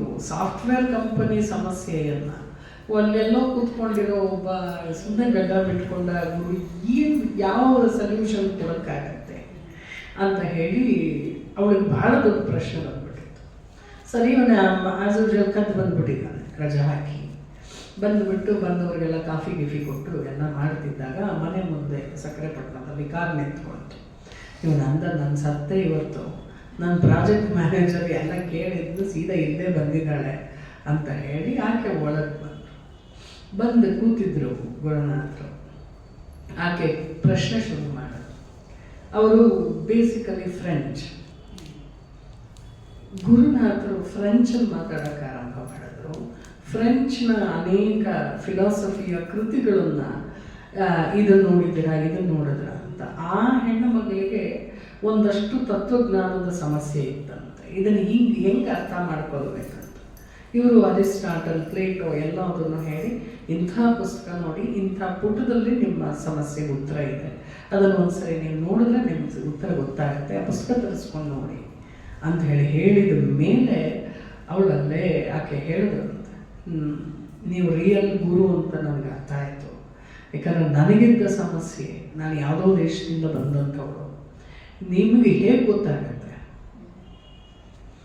ಅದು ಕನ್ನಡವೂ ಅಲ್ಲ, ಯಾವುದೋ ಭಾಷೆಯ ಗ್ರಂಥ ಅಂತ ಹೇಳಿ ಅಂದಾಗ, ಆಮೇಲೆ ಈ ಹುಡುಗ ಬಂದಾಗ ಅಲ್ಲೇ ಎದುರಿಗೆ ಹೇಳಿದಂತೆ, ನೀ ಯಾವತ್ತು ಬೇಕಾದರೂ ಬರಬಹುದು ಇಲ್ಲಿಗೆ ರಜಾ ತಗೊಂಡು ಅಂಥೇಳಿ. ಅಂದರೆ ಒಬ್ಬ ಸರ್ವಶ್ರೇಷ್ಠ ಗುರು ಆದಾಗ ಅವರಿಗೆ ಏನು ಗೊತ್ತಿರುತ್ತೆ ಅಥವಾ ಗೊತ್ತಿರಲ್ಲ ಅನ್ನೋದಿದೆಯಲ್ಲ, ನಮ್ಮ ಎಲ್ಲ ಅಳತೆಗಳನ್ನು ಮೀರಿದಂಥದ್ದು ಕೆಲಸ. ನಮ್ಮ ಲೆಕ್ಕಾಚಾರಕ್ಕೂ ಅವರ ಲೆಕ್ಕಾಚಾರಕ್ಕೂ ತುಂಬ ದೊಡ್ಡ ವ್ಯತ್ಯಾಸ ಇರುತ್ತೆ. ಹೀಗಾಗಿ ತಿಮ್ಮಣ್ಣ ಬೇರೆ ಬೇರೆ ಎಲ್ಲ ನೋಡ್ತಾ ಇದ್ದ. ಆದ್ರೂ ಗುರುಗಳ ಎದುರಿಗೆ ಹೇಗೆ ನುಡಿಸ್ಬೇಕು ಅಂದಾಗ ಹೇಳ್ತಾರೆ, ಇಲ್ಲಪ್ಪ ಇವತ್ತು ಅನಂತ ಪದ್ಮನಾಭ ಸ್ವಾಮಿ ಅವರ ರಥ ಇವತ್ತು, ಹಾಗಾಗಿ ಆ ದೇವರು ಪೂಜೆ ಮಾಡ್ತಿರೋದ್ರಿಂದ ನೀನು ಬಂದು ನುಡಿಸ್ಬೇಕು ಅಂತ ಹೇಳಿ ತಿಮ್ಮಣ್ಣ ಆರಂಭ ಮಾಡಿ ನುಡ್ಸೋಕ್ಕೆ ಆರಂಭ ಮಾಡಿದ್ರು. ಅದು ಎಂಥ ವೀಣಾವಾದನ ಅಂತ ಹೇಳಿ ಅಂದರೆ, ಯಾರೂ 14-15 ವರ್ಷದ ಹುಡುಗ ಆವಾಗ ಎಂಥ ದೊಡ್ಡ ವಿದ್ವಾಂಸರು ನುಡಿಸೋಕ್ಕಾಗದೇ ಇರುವ ಮಟ್ಟಿನ ವೀಣೆಯನ್ನು ಬಹಳ ದೊಡ್ಡದಾಗಿ ನುಡಿಸ್ತಾರೆ. ಆವತ್ತಿನಿಂದ ವಿಜಯೇಂದ್ರ ಆಚಾರ್ಯರ ಜೊತೆಗೆ ತಿಮ್ಮಣ್ಣನ ಸಂಪರ್ಕ ಆರಂಭ ಆಯಿತು. ಒಂದಷ್ಟು ಆಮೇಲೆ ಕೇಳ್ಬಿಡ್ತಾರೆ, ಇವನನ್ನು ನಮಗೆ ಕೊಟ್ಬಿಡಿ ಅಂತ. ಮೊದಲು ಒಂದು 4 ದಿವಸ ಪಾಪ ಚಿಕ್ಕವನಲ್ವ, ತಂದೆ ತಾಯಿ ಎಲ್ಲ ಇರಲ್ಲ. ಆದರೆ ಒಂದಷ್ಟು ದಿನ ಆದ ತಕ್ಷಣ ಗುರುಗಳ ಪ್ರೀತಿ ಇತ್ತಲ್ಲ, ಆ ಪ್ರೀತಿಯ ಮುಂದೆ, ಯಾಕೆಂದರೆ ಯಾರೇ ತಂದೆ ತಾಯಿ ಇರ್ಬೋದು, ಎಂಥ ಸಂಬಂಧಿಕರೇ ಇರಬಹುದು, ಗುರುಗಳು ತೋರಿಸುವ ಮಾತೃವಾತ್ಸಲ್ಯವನ್ನು ಹೆತ್ತ ತಾಯಿಯೂ ತೋರ್ಸಕ್ಕಾಗಲ್ಲ, ಸಾಧ್ಯನೇ ಇಲ್ಲ. ಗುರು ತೋರಿಸುವ ಮಾತೃವಾತ್ಸಲ್ಯದ ಎತ್ತರ ತುಂಬ ದೊಡ್ಡದು. ಅಂದರೆ 1,00,000 ಜನ ತಾಯಿಯಂದರ ಪ್ರೀತಿಯನ್ನು ಒಟ್ಟಿಗೆ ಹಾಕಿದರೆ ಅದು ಯಾವ ಮಟ್ಟಕ್ಕಿರುತ್ತೆ, ಅದನ್ನು ಒಬ್ಬ ಗುರು, ಯಾಕಂದರೆ ಸಾಕ್ಷಿ ಅವರೇ.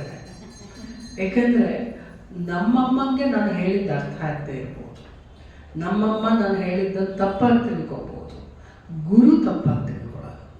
ಅದಕ್ಕೆ ಗುರುವಿಗಿಂತ ದೊಡ್ಡ ತಾಯಿ ಅಥವಾ ದೊಡ್ಡ ತಂದೆ ಖಂಡಿತ ಇರೋಕ್ಕೆ ಸಾಧ್ಯವೇ ಇಲ್ಲ. ಅದರಿಂದ ಇವರಿಗೆ ಒಂದು 10 ದಿನ ಕಳೆಯುವಷ್ಟರಲ್ಲಿ ತಂದೆ ತಾಯಿಗಳಿಂದ ಬಂದಿದ್ದ ದುಃಖವೂ ಕೂಡ ಮರೆತು ಹೋಯಿತು. ಅದಾದಮೇಲೆ ಒಂದ್ಸರಿ ಏನಾಗುತ್ತೆ ಅಂದರೆ, ಉತ್ತರ ಭಾರತದಿಂದ ಒಂದಷ್ಟು ಜನ ಬರ್ತಾರೆ ಅಲ್ಲಿಗೆ, ಕರ್ನಾಟಕಕ್ಕೆ ಬರ್ತಾರೆ, ಭಾರತದ ಎಲ್ಲ ಕಡೆಗೂ ಬಂದಿರ್ತಾರೆ. ಅವ್ರಿಗೇನು ಹೇಳ್ತಾರೆ ಅಂದರೆ, ಎಲ್ಲ ಕಡೆಯಲ್ಲಿ ನಾವು ದೊಡ್ಡ ಸಂಗೀತಗಾರರು, ನಮ್ಮನ್ನು ಗೆಲ್ಲೋಕ್ಕೆ ಸಾಧ್ಯವೇ ಇಲ್ಲ ಅಂತ ಹೇಳಿ ಆಯಿತು. ಇದು ದೊಡ್ಡ ವಿಜಯನಗರದ ಆಸ್ಥಾನ ಅಲ್ಲ. ವಿಜಯನಗರದ ಆಸ್ಥಾನಕ್ಕೆ ರಾಜನ ಹತ್ತಿರಕ್ಕೂ ಈ ಸುದ್ದಿ ಹೋಯಿತು. ರಾಜನಿಗೆ ಬಹಳ ದೊಡ್ಡ ಸಮಸ್ಯೆ ಆಗೋಯಿತು. ಯಾಕಂದರೆ ಅಷ್ಟು ದೊಡ್ಡ ವಿದ್ವಾಂಸರನ್ನ ಎದುರುಗಡೆಯಲ್ಲಿ ಸಮರ್ಥರಾಗಿರೋರು ಯಾರು ಒಬ್ಬರು ಬೇಕಲ್ಲ. ಆವಾಗ ಏನು ಮಾಡೋಣ ಅಂತ ಹೇಳಿ ಹೋಗಿ ಗುರುಗಳನ್ನು ಪ್ರಾರ್ಥನೆ ಮಾಡ್ತಾರೆ, ನೀವೊಬ್ಬರೇ ನಮ್ಮನ್ನು ಕಾಪಾಡೋಕ್ಕಾಗೋದು ಅಂತ ಹೇಳಿ. ತಂಜಾವೂರಲ್ಲಿರ್ತಾರೆ ಗುರುಗಳನ್ನು ಕರ್ಕೊಂಡು ಬರ್ತಾರೆ. ಆಮೇಲೆ ವಿಜಯೇಂದ್ರ ಶ್ರೀಗಳು ವಿಶ್ರಾಂತಿಯಲ್ಲಿರ್ತಾರೆ. ಕುಮಾರ ತಿಮ್ಮಣ್ಣ ಕೂತಿದ್ದಾನೆ ಅಲ್ಲಿ. ಅವರು ನೋಡಿದ್ರು. ಆಮೇಲೆ ಕರೀತಾರೆ, ಬಾಯಿಗೆ ಇವತ್ತು ಯಾಕೋ ನೀನು ವೀಣೆ ನುಡ್ಸೋದು ಕೇಳಬೇಕು ಅನ್ನಿಸ್ತಿದೆ ಕಣೋ ಅಂತ ಹೇಳಿ. ಸರಿ, ಇವರು ತಂದು ಸಣ್ಣ ಹುಡುಗ ವೀಣೆ ಗುರುಗಳ ಮುಂದೆ ಇಟ್ಕೊಂಡು ನುಡ್ಸೋದು. ಆವಾಗ ಗುರುಗಳು ಹೇಳಿದ್ರು, ನೀನು ನುಡ್ಸೋದು ನೋಡಿ ನನಗೂ ನುಡಿಸ್ಬೇಕು ಅಂತ ಆಸೆ ಆಗ್ತಾ ಇದೆ ಅಂತ. ಗುರುಗಳ ಬಾಯಲ್ಲಿ ಆಸೆ ಗೀಸೆ ಅನ್ನೋ ಪದನ ಆ ಹುಡುಗ ಕೇಳೇ ಇರಲಿಲ್ಲ. ಸರಿ, ಅಯ್ಯೋ ಅದಕ್ಕೇನು ನೀವು ನುಡಿಸೋದು ಕೇಳೋದು, ಯಾಕಂದರೆ ಗುರುಸ್ವಾಮಿಗಳಿಗೆ ವೀಣೆ ಬರುತ್ತೆ ಅನ್ನೋ ಗೊತ್ತಿತ್ತೆ ಹೊರತಿತ್ತು, ಇವನಿಗೆ ಕೇಳೋಕ್ಕಾಗಿರಲಿಲ್ಲ ಈ ಹುಡುಗನಿಗೆ. ಆಯಿತು ಅಂತ ಹೇಳಿ ವೀಣೆಯನ್ನು ಕೊಟ್ಟರು. ಆ ಕನಕಾಚಲಾಚಾರ್ಯರು ಅಂತ ಹೇಳಿದ್ನಲ್ಲ ಮೊದಲೇ, ಅವ್ರ ವೀಣೆಯನ್ನು ಕೊಟ್ಟರು. ಆ ವೀಣೆಯನ್ನು ಗುರುಗಳಿಟ್ಟುಕೊಂಡು ಈ ಹುಡುಗನಿಗೆ ಹೇಳ್ತಾರೆ, ಇದ್ರಲ್ಲಿ ಸ್ವಲ್ಪ ಚಿಕ್ಕದಲ್ವ, ಅದು ತುಂಬ ದೊಡ್ಡ ವೀಣೆ ನೋಡು, ನಾನು ನುಡಿಸ್ತಾ ಹೋಗ್ತೀನಿ, ನಾನು ನುಡಿಸಿದ್ದನ್ನು ಸ್ವಲ್ಪ ನೀನು ಹಿಂದೆ ನನ್ನನ್ನು ಅನುಸರಿಸ್ಕೊಂಡು ನುಡಿಸ್ತಾ ಹೋಗು ಅಂತ ಹೇಳಿ ಗುರುಗಳಿಗೆ ಹೇಳೋದು. ಆಗ ಹೇಳೋದು, ನಿಮ್ಮ ಜೊತೆಗೆಲ್ಲ ನಾನು ನುಡ್ಸೋಕ್ಕಾಗಲ್ಲ ಗುರುಗಳೇ, ನೀವು ಎಲ್ಲೋ ಇದ್ದೀರಾ, ನಾನು ಎಲ್ಲೋ ಇದ್ದೀನಿ ಅಂದರೆ ಏನಾಗಲ್ಲ ನುಡಿಸು ಅಂಥೇಳಿ ಆರಂಭ ಮಾಡೋದು. ವಿಶೇಷವಾಗಿ ಹಿಂದೋಳ ರಾಗ ಅಂತ ಇದೆ, ನೀವು ಹಾಡ್ತೀರ ಅಲ್ವ, ಭಜನೆ ಎಲ್ಲ ಗೊತ್ತಿದೆಯಾ ರಾಗ? ಅದು ಸಾಮಾಜ ವರ್ಗವನ್ನ ಕೃತಿ ಕೇಳಿದ್ದೀರಲ್ವಾ, ಅದು ಹಿಂದೋಳ ರಾಗ. ಅದನ್ನು ಹಿಂದೋಳ ರಾಗ ಅಂತ ಹೇಳಿ ಕರೀತಾರೆ. ಹಿಂದೂಸ್ತಾನಿಯಲ್ಲದನ್ನ ಮಾಲ್ಕಮ್ಸ್ ಅಂತ ಹೇಳಿ ಕರೀತಾರೆ. ನಿಮಗೆ ಹಾಡಿದ್ರೆ ಗೊತ್ತಾಗುತ್ತೆ ರಾಗ. ಸಗಮದನಿ ಸಾನಿ ರಾಮ ಸ, ಇದು ಹಿಂದೋಳದ ಸ್ಕೇಲು. ಸಾಮಜ ವರ್ಗಮನ ಸಾರ ಸಾಜ ಪಾಲ ಕಾಲಾತೀತ ವಿಖ್ಯಾತ ಸಾಮಜ ವರ್ಗಮನ. ಇದು ಹಿಂದೋಳ ರಾಗ. ಈ ಹಿಂದೋಳ ರಾಗವನ್ನು ಅವತ್ತು ವಿಶೇಷವಾಗಿ ಆಯ್ಕೆ ಮಾಡ್ಕೊತಾರೆ. ಇದೇ ರಾಗದಲ್ಲಿ ಇನ್ನೊಂದೆರಡು ಹರಿದಾಸ ಕೀರ್ತನೆಗಳು ತುಂಬ ಚೆನ್ನಾಗಿರೋ ಕೀರ್ತನೆಗಳಿವೆ. ಅದನ್ನು ಇಟ್ಕೊಂಡು ಆಲಾಪನೆ ಮಾಡೋಕ್ಕೆ ಆರಂಭ ಮಾಡ್ತಾರೆ. ಈ ಮಗು ಬಹಳ ಚೆನ್ನಾಗಿ ನುಡಿಸ್ಕೊಳ್ತಾ ಹೋಗುತ್ತೆ. ಮಧ್ಯದಲ್ಲಿ ನಿಲ್ಲಿಸಿದ ಗುರುಗಳು ಅವನ ನೆತ್ತಿ ಮೇಲೆ ಕೈ ಇಡ್ತಾರೆ. ಕೈ ಇಟ್ಟುಬಿಟ್ಟು, ನಿನಗೆ ಅಪೂರ್ವವಾದ ಜ್ಞಾನ ಇದೆ ವೀಣೆನಲ್ಲಿ ಅಂತ ಹೇಳಿ ಇರ್ತಾರೆ. ಯಾವತ್ತೂ ನೀವು ನೆನಪಿಟ್ಕೊಳ್ಬೇಕು, ಯಾರದ್ದಾದರೂ ನೆತ್ತಿಯ ಮೇಲೆ ಕೈ ಇರೋಕ್ಕೆ ತುಂಬ ತಾಕತ್ತು ಬೇಕು, ತುಂಬ ತಾಕತ್ತು ಬೇಕು. ಯಾಕಂದರೆ ನಮ್ಮ ಕೈಯಿಂದ ಪಾಸಿಟಿವ್ ಎನರ್ಜಿ ಮಾತ್ರ ಮುಂದಕ್ಕೆ ಹೋಗುತ್ತೆ. ನೀವು ತಲೆಕೆಳಕಾಗಿ ನಿಂತ್ಕೊಂಡ್ರು ನೆಗೆಟಿವ್ನ ಹರಿಸೋಕ್ಕಾಗಲ್ಲ, ಆಗದೇ ಇಲ್ಲ. ಮತ್ತು ಹೀಗಿಡಬೇಕಾದ್ರೆ ಕೈಯನ್ನು ಇಡುವ ವ್ಯಕ್ತಿಗೆ ಗೊತ್ತಿರುತ್ತೆ, ನಾನು ಒಳ್ಳೆಯದನ್ನೇ ಕೊಡ್ತಿದ್ದೀನಿ ಅಂತ, ಒಳ್ಳೆಯದನ್ನೇ ಕೊಡ್ತಿದ್ದೀನಿ ಅಂತ. ವಿಶೇಷವಾಗಿ ಗುರುಗಳ ಹಸ್ತ ಏನಾದರೂ ನಮ್ಮ ನೆತ್ತಿಯ ಮೇಲೆ ಏನಾದರೂ ಯಾವತ್ತಾದರೂ ಜನ್ಮದಲ್ಲಿ ಸುಯೋಗ ಇತ್ತು, ಅದಕ್ಕೇನಾದರೂ ಅವಕಾಶ ಇದ್ದರೆ ಆದರೆ ಅದು ದೊಡ್ಡ ಸಂಗತಿ, ತುಂಬ ದೊಡ್ಡ ಸಂಗತಿ. ಮತ್ತು ನೆತ್ತಿಯನ್ನು ನೀವು ನಾಮಕರಣ ಎಲ್ಲ ಮಾಡಬೇಕಾದ್ರೆ ನಿಮಗೆ ನೆತ್ತಿಯನ್ನು ಅಗ್ರಾಣಿಸಬೇಕು ಅಂತ ಒಂದು ಶಾಸ್ತ್ರ ಕ್ರಮ ಇದೆ. ಯಾಕೆ ಅಂದರೆ ನಮ್ಮ ಬ್ರಹ್ಮರಂಧ್ರವು ಇರೋದಿಲ್ಲೇ, ಇಂಥ ಒಂದು ಸಂಪರ್ಕ ಅದು ಅಷ್ಟು ದೊಡ್ಡದು ಅದು. ಹಾಗಾಗಿ ನೆತ್ತಿಗೆ ಯಾವುದಾದ್ರೂ ತಾಯಿ ಕೈ ಇಡೋಕ್ಕಾಯಿತು ಅಂದರೆ, ನೆತ್ತಿಗೆ ಮುತ್ತು ಕೊಡೋಕ್ಕಾಯಿತು ಅಂದರೆ, ತಮಾಷೆಯ ಸಂಗತಿ ಅಥವಾ ಆರ್ಡಿನರಿಯಾಗಿ ಅದನ್ನು ಭಾವಿಸಲೇಬೇಡಿ. ಅದು ಒಳಗಡೆಯಿಂದ ಶುದ್ಧವಾಗಿದ್ದರೆ ಮಾತ್ರ ಮಾಡೋಕ್ಕಾಗುತ್ತೆ, ಇಲ್ಲಾಂದ್ರೆ ಆಗಲ್ಲ. ಸುಮ್ಮನೆ ನಿಮ್ಮನ್ನು ನೀವೇ ಕೇಳ್ಕೊಳ್ಳಿ, ಎಷ್ಟು ದಿನ ನೀವು ಮಗುವನ್ನು ಹಿಂಗೆ ತಪ್ಪಿಕೊಂಡು ನೆತ್ತಿಗೆ ಒಂದು ಮುತ್ತು ಕೊಟ್ಟಿದ್ದೀರ ನಿಮ್ಮದೇ ಮಕ್ಕಳಿಗೆ, ನಿಮ್ಮದೇ ಮಕ್ಕಳು ಎಲ್ಲರೂ, ಅಥವಾ ಆಶೀರ್ವಾದ ಮಾಡಬೇಕಾದ್ರೆ ಭದ್ರವಾಗಿ ಇಲ್ಲಿಟ್ಟು ಒಂದ್ಸರಿ ಯೋಚನೆ ಮಾಡಿಕೊಡಿ. ಇಲ್ಲಿ ಗುರುಗಳು ಅದನ್ನು ಮಾಡ್ತಾರೆ, ತಲೆ ಮೇಲೆ ಕರ ಹೀಗೆ ಇಟ್ಟುಬಿಟ್ಟು ಅಪೂರ್ವವಾದ ಜ್ಞಾನಿ ನೀನು ಅಂತಾರೆ. ಆ ಸಂದರ್ಭದಲ್ಲಿ ಅವು ನಡೆದು ಹೋಗ್ಬಿಡುತ್ತೆ, ನಡೆಯುತ್ತೆ ಅದು. ಹಾಗೆ ಹೇಳಿದಾಗ ಹೇಳ್ತಾ ಹೋಗ್ತಾರೆ, ನೋಡು ದೇವಲೋಕದಲ್ಲಿರುವಂಥ ಒಂದು ಕ್ರಮ ಇದೆ, ಗಾಂಧಾರ ಕ್ರಮ ಅಂತ ಇದೆ, ಅದು ನಿನಗೆ ಬರುತ್ತಿವಾಗ ಅಂತ ಹೇಳಿ. ಆವತ್ತು ರಾತ್ರಿ ಪೂರ್ತಿಯಾಗಿ ಏನು ನುಡಿಸ್ತಾರೆ ಗುರುಗಳು ಅದಷ್ಟು ತಿಬ್ಬಣ್ಣನ ಬಂತು, ಅಷ್ಟು ಆ ಕರ ಇಟ್ಟು ಆಶೀರ್ವಾದ ಮಾಡಿದಾಗಲೇ ಆ ಜ್ಞಾನ ಪೂರ್ತಿಯಾಗಿ ಟ್ರಾನ್ಸ್ಫರ್ ಆಗುತ್ತೆ. ಅದಾದ ಮೇಲೆ ತಿಮ್ಮಣ್ಣ ಎಷ್ಟು ನುಡಿಸ್ತಾನೆ ಆಮೇಲೆ ಅಂದರೆ ಇವರೇನು ಹೇಳಲೇಬೇಕಾಗಿಲ್ಲ, ಅಷ್ಟನ್ನು ನುಡಿಸ್ತಾನೆ. ಮಾರನೇ ದಿನ ಬಹಳ ದೊಡ್ಡ ಜನಸಂದಣಿ ಉತ್ತರದ ಕಡೆಯಿಂದ ಬಂದಿದ್ದಾರಂತೆ. ಇವತ್ತು ಈ ವಿಜಯನಗರ ಸಾಮ್ರಾಜ್ಯದ ಮರ್ಯಾದೆಯೇ ಬಿದ್ದು ಹೋಗುತ್ತೆ ಅನ್ನೋ ಥರದ್ದೆಲ್ಲ ಆಗೋಯ್ತು. ಆಗ ಮಹಾರಾಜರು ಸ್ವಯಂ ಎದ್ದು ನಿಂತ್ಕೊಂಡು ಹೇಳ್ತಾರಂದರೆ, ಇವತ್ತು ತಂಜಾವೂರಿನ ಏನು ಮರ್ಯಾದೆ ರಕ್ಷಣೆ ಮಾಡೋದಕ್ಕೆ ಗುರುಗಳು ಯಾರನ್ನು ಹೇಳ್ತಾರೋ ಅವರನ್ನು ಅಲ್ಲಿ ಕೂಡಿಸ್ತೀವಿ ಅಂತ.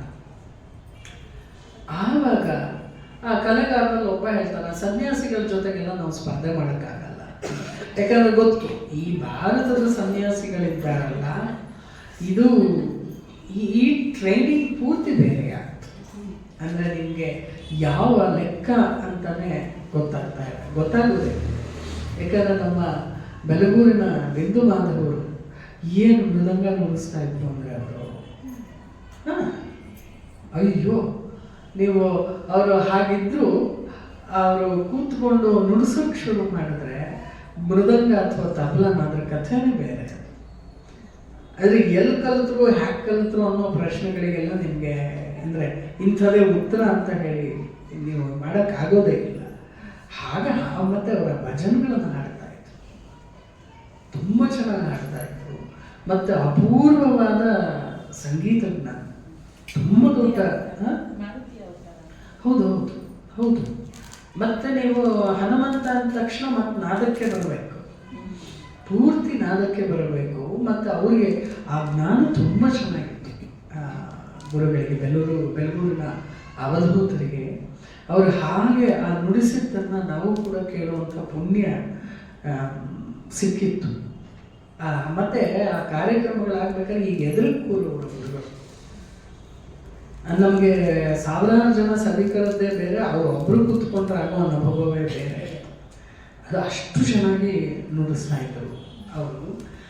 ಆವಾಗ ಕೊನೆಗೆ ಸ್ವಾಮಿಗಳು ಹೇಳ್ತಾರೆ, ತಿಮ್ಮಣ್ಣ ಎದ್ದೇಳು, ನೀನೇ ಸ್ಪರ್ಧೆಗೆ ಇವತ್ತು ಅಂತ ಹೇಳಿ.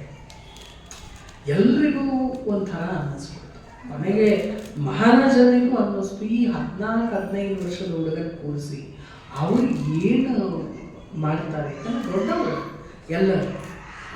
ಆವಾಗ ಈ ಬಂದರು, ಜಯಪತ್ರಿಕೆ ಬರ್ಕೊಡ್ಬೇಕು ಅನ್ನೋ ಕಂಡೀಷನ್ ಆಗಿ, ಅಂದರೆ ಇಡೀ ಆಸ್ಥಾನ ತಲವಾಗಿರಬೇಕು ಅಂತ ಹೇಳಿ. ಸರಿ, ಇವರು ವೀಣೆ ಹೇಳ್ದ. ಆವತ್ತು ಆ ಬಂದ ಸಂಗೀತಗಾರ ಉತ್ತರಾದಿಯಲ್ಲಿ ಮಾಲ್ಕೌನ್ಸೆ ತಗೊಂಡು ನುಡಿಸ. ತಿಮ್ಮಣ್ಣನಿಗೆ ಅರ್ಥ ಆಯಿತು, ಅಂದರೆ ಬಹಳ ಸುಲಭವಾಗಿ ಹೇಳ್ದ, ನುಡಿಸಿ ನೋಡೋಣ ಅಂತ.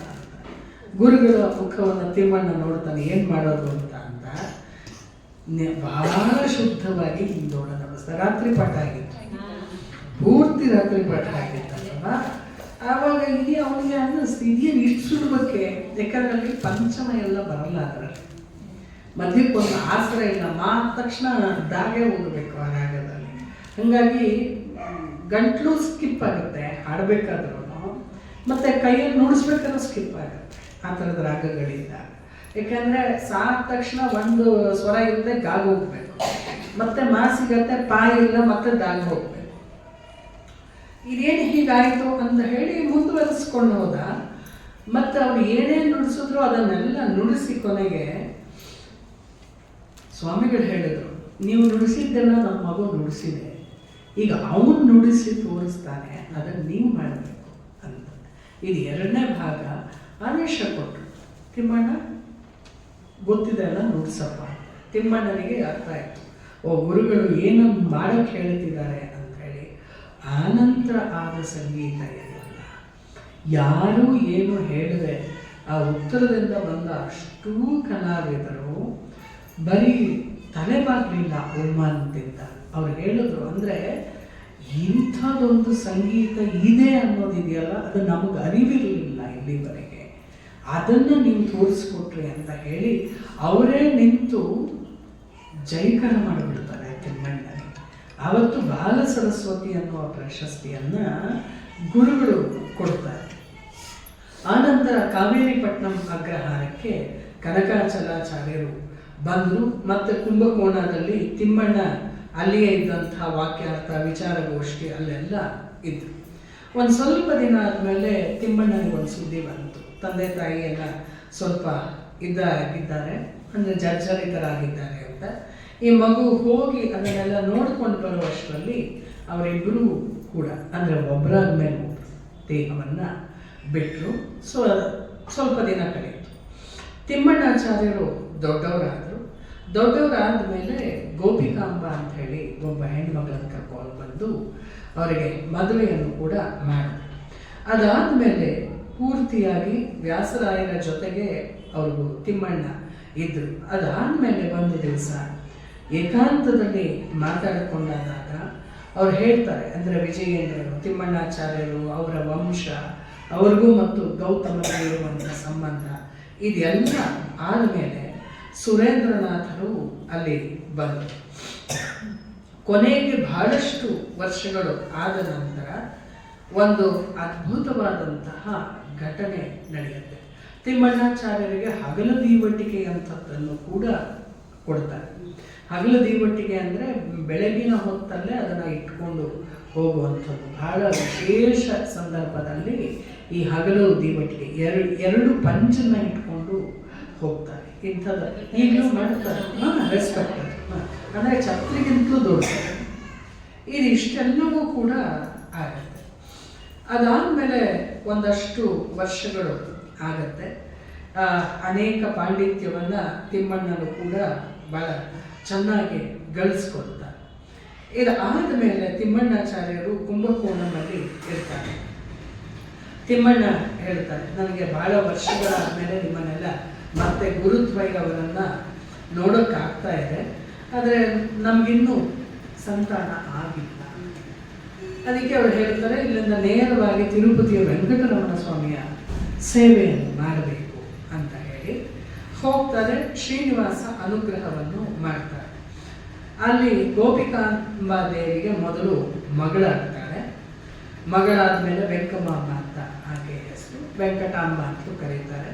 ಎರಡನೆಯದು ಮತ್ತೆ ವೆಂಕಟೇಶ್ವರನನ್ನೇ ಮಾಡಿಕೊಂಡಿದ್ದರಿಂದ ವೆಂಕಟಾಂಬ, ಗುರುರಾಜ ಇಬ್ಬರು ಕೂಡ ಇರ್ತಾರೆ. ಬಹಳ ದೊಡ್ಡದಾಗಿ ಚೆನ್ನಾಗಿ ಬೆಳೀತಾ ಇರ್ತಾರೆ.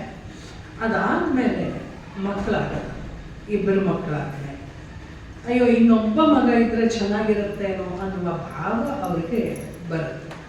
ಪರಮಾತ್ಮನ ಸೇವೆಗೆ ಮತ್ತೆ ಬರ್ತಾರೆ. ಎಲ್ಲ ಸೇವೆಯನ್ನು ಕೂಡ ಇಬ್ಬರು ಕೂಡ ಮಾಡ್ತಾರೆ.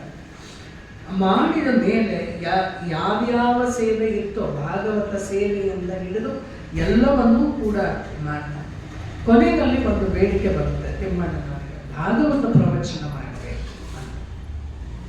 ಭಾಗವತ ಕೃಷ್ಣನ ಬಾಲಲೀಲೆಗಳನ್ನು ಹೇಳುವಂತಹ ಸಂಗತಿ.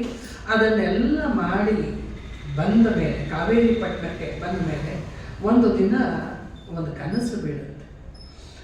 ಕನಸು ಎಂಥ ಕನಸು ಬೀಳುತ್ತೆ ಅಂದರೆ ಇಬ್ಬರಿಗೂ ಬೀಳುತ್ತೆ. ಬ್ರಾಹ್ಮಿ ಮುಹೂರ್ತದಲ್ಲಿ ತಿಮ್ಮಣ್ಣಾಚಾರ್ಯ ದಂಪತಿಗಳು ಇಬ್ಬರಿಗೂ ಕೂಡ, ಇಬ್ಬರು ಶ್ರೀನಿವಾಸನ ಗರ್ಭಗುಡಿ ಮುಂದೆ ನಿಂತಿದ್ದಾರೆ. ಆವಾಗ ಪ್ರಾರ್ಥನೆ ಮಾಡಿದ್ದಾರೆ, ನಮಗೊಬ್ಬ ಸತ್ಪುತ್ರರನ್ನು ಮತ್ತೆ ಕರುಣಿಸು ಅಂತ ಹೇಳಿ.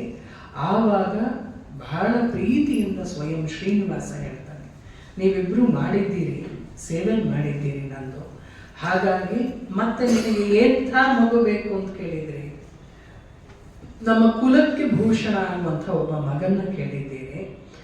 ಮತ್ತೆ ಇವತ್ತು ನೀನು ಕಥೆ ಎಲ್ಲಿ ನಿಲ್ಲಿಸಿದೀಯಾ ಅಂದರೆ ಪ್ರಹ್ಲಾದನ ಅವತಾರಕ್ಕೆ ಕಥೆ ನಿಲ್ಲಿಸಿದ್ದೀಯ. ಭಾಗವತದಲ್ಲಿ ಎಲ್ಲ ಅವತಾರಗಳು ಬರುತ್ತೆ, ಪ್ರಹ್ಲಾದಂದು ಬರುತ್ತೆ. ಪ್ರಹ್ಲಾದನ ಭಾಗಕ್ಕೆ ನೀನು ಬಂದು ನನಗೂ ಸಂತೋಷವನ್ನು ಕೊಟ್ಟಿರೋದ್ರಿಂದ ನಿನಗೂ ನಾನು ಪ್ರಹ್ಲಾದನನ್ನೇ ವಾಪಸ್ ಕರುಣಿಸ್ತೀನಿ. ಅವನನ್ನೇ ಕರುಣಿಸೋದು ಮತ್ತು ಅವನ ಅವತಾರ ಈ ಜಗತ್ತಿಗೆ ಅವಶ್ಯಕತೆ ಇರೋದ್ರಿಂದ ನನ್ನ ಭಕ್ತ ಪ್ರಹ್ಲಾದ ನಿಮ್ಮ ಮನೆಯಲ್ಲಿ ಬರ್ತಾನೆ. ಅದರ ಒಂದು ನೆನಪಿಟ್ಕೊಂಡಿರಬೇಕು, ಅವನು ಬರುವುದೇ ಜಗತ್ತಿನ ಉದ್ಧಾರಕ್ಕಾಗಿ. ಹಾಗಾಗಿ ಅವನು ಬರ್ತಾನೆ ಅಂತ ಹೇಳಿ ಕನಸು ಬೀಳುತ್ತೆ. ಇಬ್ಬರು ಒಬ್ರಿಗೊಬ್ರು ಅದನ್ನು ಹೇಳ್ಕೊಳ್ತಾರೆ. ಒಂದು ಕಡೆಗೆ ಕನಸು ಬ್ರಾಹ್ಮಿ ಮುಹೂರ್ತದ್ದು ಸತ್ಯ ಅಂತ ಅನಿಸುತ್ತೆ, ಯಾಕಂದ್ರೆ ಇವರೆಲ್ಲ ಜ್ಯೋತಿಷ್ಯ ಎಲ್ಲ ನೋಡ್ಕೊಂಡಂಥವ್ರು. ಇನ್ನೊಂದು ಕಡೆಗೆ ಸ್ವಯಂ ಪ್ರಹ್ಲಾದ ಹುಟ್ಟುವುದು ಸತ್ಯವ ಅಂತಲೂ ಇರುತ್ತೆ. ಆದರೆ ಗೋಪಿಕಾಂಬೆ ಏನು ಗರ್ಭಿಣಿ ಆಗ್ತಾಳೆ, ಅವೆಲ್ಲ ಬಹಳ ಚೆನ್ನಾಗಿದೆ ಅಮ್ಮ ಕಥೆ, ಇದು ತುಂಬ ಚೆನ್ನಾಗಿದೆ. ಆಕೆಗೆ ಯಾವಾಗಲೂ ಗರ್ಭಿಣಿಯರಿಗೆ ಏನಾಗುತ್ತೆ ಅಂದರೆ ಸಾಮಾನ್ಯವಾಗಿ ತುಂಬ ಚೆನ್ನಾಗಿ ಬಳೆ ಇಟ್ಕೊಳ್ಳೋದು, ಸೀರೆ, ಹೂವು ಇವೆಲ್ಲವೂ ಕೂಡ ಬೇಕು ಅಂತ ಹೇಳಿ ಅನ್ನಿಸ್ತಾ ಹೋಗುತ್ತೆ. ಆದರೆ ಈಕೆಗೆ ವಿರಾಗ ಹೆಚ್ಚಾಗ್ತಾ ಹೋಗುತ್ತೆ ಈ ಮಗುವಿನ ಗರ್ಭದಲ್ಲಿ. ಹಾಗಾಗಿ ಸಾಮಾನ್ಯವಾಗಿ ಆಕೆಗೆ ಆಸೆ ಆಗ್ತಾ ಇದ್ದಿದ್ದು ಹಸಿರು ಬಣ್ಣದಲ್ಲ, ಕೆಮ್ಮಣ್ಣು, ಇಟ್ಟಿಗೆ ಬಣ್ಣದ ಸೀರೆ, ಇಂಥದ್ರಲ್ಲೇ ಹೆಚ್ಚಿನ ಪ್ರೀತಿ. ಯಾಕಂದ್ರೆ ಮುಂದೆ ಸನ್ಯಾಸಿ ಆಗುವ ಮಗ ಹುಟ್ಟೋದ್ರಿಂದ ಅದನ್ನು ವಿಶೇಷವಾಗಿ ಯಾವಾಗಲೂ ಇಷ್ಟಪಡ್ತಾ ಇರ್ತಾರೆ. ಆಮೇಲೆ ಯಾರ್ಯಾರು ತುಪ್ಪ ಮತ್ತೊಂದರಲ್ಲೆಲ್ಲ ಭಕ್ಷ್ಯ ಎಲ್ಲ ಮಾಡ್ಕೊಂಡು ಬರ್ತಾರೆ, ಅವರಿಗೆ ಅವುಗಳನ್ನೆಲ್ಲ ಬಿಟ್ಟು ಸಾಮಾನ್ಯರ ಮನೆಯಿಂದ ತಂದು ಕೊಟ್ಟಂತಹ ಮಾಮೂಲಿಯಾದ ಒಂದು ಉಪ್ಪಿನಕಾಯಿ ಅಥವಾ ಅವ್ರ ಮನೆಯಿಂದ ಬಂದ ಯಾವುದೋ ಒಂದು ತಿಂಡಿ ಅದು ಇಷ್ಟ ಆಗ್ತಾ ಇರುತ್ತೆ. ಅಂದರೆ ಇದನ್ನು ಎಲ್ಲಿಗೆ ಹೋಗ್ತಾರೆ ಹೇಳ್ತಾರೆ ಅಂದರೆ ರಾಘವೇಂದ್ರ ವಿಜಯದಲ್ಲಿ ಮುಂದೆ ಹುಟ್ಟುವ ಯತಿ ಭಿಕ್ಷಾನ್ನದಿಂದಲೇ ಊಟ ಮಾಡೋದು. ಹಾಗಾಗಿ ತುಂಬ ಮನೆಗಳದ್ದನ್ನು ಸೇರಿಸಿ ತಿನ್ನುವ ಬಯಕೆ ಒಳಗಡೆಯಿಂದಲೇ ಆಗ್ತಾ ಇರತ್ತೆ. ಹೀಗೆ ಗೋಪಿಕಾಂಬಾ ದೇವಿಯ ಗರ್ಭವೇ ಬೇರೆ ಏನೇನೋ ಸೂಚನೆಗಳನ್ನು ಕೊಡ್ತಾ ಇರುತ್ತೆ. ಅದಾದ ಮೇಲೆ ಶಾಲಿವಾಹನ ಶಕ 1518ನೇ ಮನ್ಮಥನಾಮ ಸಂವತ್ಸರ ಫಾಲ್ಗುಣ ಶುಕ್ತ ಸಪ್ತಮಿ ಗುರುವಾರದ ದಿವಸ ಆವತ್ತು ಈ ಸುತ ಭೂಮಿಗೆ ಬರ್ತಾನೆ. ಆ ಹುಟ್ಟಿದಂತಹ ಮಗು ಪ್ರಸವ ಕಾಲದಲ್ಲಿ ಇದ್ದಾಗ ಆ ಇಡೀ ಮನೆಯಲ್ಲಿ ಬೆಳಕು ತುಂಬಿಬಿಡುತ್ತೆ. ಇಡೀ ಮನೆಯಲ್ಲಿ ಬೆಳಕು ತುಂಬ ಬರುತ್ತೆ. ಮತ್ತು ಆ ಮಗ ಮನೆಗೆ ಬರಬೇಕಾದ್ರೆ ಸೂರ್ಯೋದಯ ಆಗಿ ಅವರು ಆತ್ಮಿಕ ಕೊಟ್ಟು ಬರ್ತಿರ್ತಾರೆ. ಅಷ್ಟರಲ್ಲಿ ಅವ್ರು ನಡೆದು ಬರೋ ದಾರಿಯಲ್ಲಿ ಮೇಲಿಂದ ಮೋಡ ಕವಿದು ತುಂತುರು ಮಳೆ ಬೀಳುತ್ತೆ. ಏನಿದು ಅಂತ ಅಂದ್ಕೊಂಡು ಮುಂದಕ್ಕೆ ಬರ್ತಾರೆ. ಅದು ಎಷ್ಟು ಚೆನ್ನಾಗಿದೆ ಅಂದರೆ ಅವ್ರ ಮನೆ ಹತ್ರ ಪಾರಿಜಾತದ ಮರ ಇರುತ್ತಂತೆ. ಹಾಗೆ ಅವರು ಒಳಗೆ ಬರಬೇಕಾದ್ರೆ ಎರಡೂ ಮರಗಳು, ಅವರೇ ದೊಡ್ಡ ವಿದ್ವಾಂಸರು ತಿಮ್ಮಣ್ಣನೇ, ನೋಡಿದ ತಕ್ಷಣ ಆ ಎರಡೂ ಪಾರಿಜಾತ ವೃಕ್ಷಗಳು ತಾವೇ ಅಲ್ಲಾಡಿ ಪೂರ್ತಿ ಪಾರಿಜಾತದ ಹೂವು ಸುರಿದಂಗೆ ಅನ್ನಿಸುತ್ತೆ. ಇದು ಏನಿದು ಅಂದ್ಕೊಂಡು ಒಳಕ್ಕೆ ಹೋಗಿ ಬರೋಷ್ಟರಲ್ಲಿ ಮೊದಲನೇ ಮಗು ಓಡಿ ಬರುತ್ತೆ, ಅಪ್ಪ ತಮ್ಮ ಹುಟ್ಟಿದ್ದಾನೆ ಅಂತ ಹೇಳಿ. ಓ, ತಿರುಪತಿ ತಿಮ್ಮಪ್ಪನ ವರ ಈ ಲೆಕ್ಕಕ್ಕೆ ಸತ್ಯವಾಯಿತು ಅಂತ ಹೇಳಿ ಬಹಳ ಸಂತೋಷ ಪಡ್ತಾರೆ. 11ನೇ ದಿನ ಮಗುವನ್ನು ತೊಟ್ಟಲಿಗೆ ಹಾಕೋದಿಕ್ಕೆ ಎಲ್ಲ ಸಿದ್ಧತೆಯನ್ನು ಕೂಡ ಮಾಡ್ಕೊಂಡು ಬಂದಿರ್ತಾರೆ. ವೆಂಕಟೇಶನ ವರಪ್ರಸಾದದಿಂದ ಹುಟ್ಟಿದ್ರಿಂದ ವೆಂಕಟನಾಥ ಅನ್ನುವ ಹೆಸರನ್ನ ಮೊದಲು ಇಡ್ತಾರೆ. ಆಮೇಲೆ ಅಲ್ಲಿ ಸರಿ ಮಗನ ವೆಂಕಟನಾಥ ಅಂತ ಹೆಸರಿಟ್ಟರು. ಆಮೇಲೆಲ್ಲ ಅದು ಆಯಿತು. ಇದೆಲ್ಲ ಆಗಿ ಒಂದಷ್ಟು ದಿನ ಆದಮೇಲೆ ಈ ಪ್ರಹ್ಲಾದ, ರಾಘವೇಂದ್ರ ಇವೆಲ್ಲವೂ ಹತ್ತತ್ರಕ್ಕೆ ಬರುವಂಥದ್ದು. ಅವರ ಮಾವನವ್ರು ಮಾತ್ರ ಒಂದು ಮಾತು ಹೇಳ್ತಾರೆ, ಮಗು ಸ್ವಲ್ಪ ಬೇರೆ ಥರ ಇದ್ದಾನೆ, ಮಗುವನ್ನು ಹುಷಾರಾಗಿ ನೋಡ್ಕೊಳ್ಳಿ ಅಂತ ಹೇಳಿ. ಬೇರೆ ಥರ ಅಂದರೆ ಈ ಸಾಮಾನ್ಯ ಮಕ್ಕಳಿಗಿಂತ ಬೇರೆ ಈ ಮಗು ಅಂತ ಹೇಳ್ತಾರೆ. ಆ ಮಗು ಅಂಬೆಗಾಲಿಕ್ಕೆ ಮನೆಯೆಲ್ಲ ಪೂರ್ತಿ ಓಡಾಡ್ತಾ ಇದ್ರೆ ಒಂದು ಬೆಳಕಿನ ಪುಂಜ ಹಂಗೆ ಸುತ್ತ ಓಡಾಡ್ತಾ ಇದೆ ಅನ್ನೋದು ಅನ್ನಿಸ್ತಾ ಇತ್ತು. ಆದರೆ ಯಾರಿಗೆ ಅದನ್ನ ಹೇಗೆ ಹೇಳ್ಬೇಕಂತ ಗೊತ್ತಾಗ್ತಾ ಇಲ್ಲ. ಅಂಥದ್ದೊಂದು ಮಗು ಇತ್ತು. ಹಾಗೆ ಆ ಮಗು ಹೊರಗಡೆ ಒಳಗಡೆ ಆಟ ಆಡ್ತಾ ಇರಬೇಕಾದ್ರೇನೆ ಆ ಎಷ್ಟು ಚೆನ್ನಾಗಿರ್ತಿತ್ತು ಅಂದರೆ ಪ್ರತಿಯೊಂದು ಕೆಲಸವೂ ಕೂಡ ಅದು ಮಾಡ್ತಾ ಇದ್ದಿತ್ತು. ಇದು ಲೋಕಕ್ಕಾಗಿ ಏನು ಅನ್ನುವ ಭಾವ ಬರ್ತಾ ಇತ್ತು. ಆಮೇಲೆ ತಂದೆ ವೆಂಕಟನಾಥರಿಗೆ ದೊಡ್ಡ ಪ್ರಶ್ನೆ, ತಿಮ್ಮಣ್ಣ ನಾಯಕರಿಗೆ ದೊಡ್ಡ ಪ್ರಶ್ನೆ, ಇವನಿಗೆ ಎಷ್ಟು ಬೇಗ ಎಲ್ಲವೂ ಕೂಡ ಗೊತ್ತಾಗ್ತಾ ಇದೆ, ಮಾತು ಬೇಗ ಬಂತು, ಪ್ರತಿಕ್ರಿಯೆ ಬೇರೆ ಥರ ಕೊಡ್ತಾನೆ ಅಂತೇಳಿ. ಒಂದು ದಿವಸ ಅವರ ಅಮ್ಮ ಮಗುನ ತೊಟ್ಲಲ್ಲಿ ಹಾಕಿ ತೂಗ್ತಾ ಇತ್ತು, ಜೋಗುಳ ಆಡ್ತಾ ಇತ್ತು. ಈ ಮಗು ಕಣ್ಬಿಟ್ಕೊಂಡೇ ಬಂದ್ಕೊಂಡಿದೆ. ಮೆಲ್ಲಕ್ಕಮ್ಮ ಅಂತ ಕರೀತದ್ದು. ಅವರಮ್ಮ ಕೇಳಿದ್ರು, ಏನು ಅಂತ. ಏನು ಮಾಡ್ತಿದ್ದೀಯಮ್ಮ ಅಂತ. ಜೋಗುಳ ಹಾಡ್ತಾ ಇಲ್ವಾ ಅಂತ. ಸರಿ ಕಣಮ್ಮ, ಯಾರಿಗೆ ಹಾಡ್ತಾ ಇದೀಯ ಜೋಗುಳ? ನಾರಾಯಣಂಗೆ ಹಾಡ್ತಾ ಇದ್ದೀನಿ. ಯಾಕೆ ಕಳ್ತಿದೀಯ ನಾರಾಯಣಂಗೆ?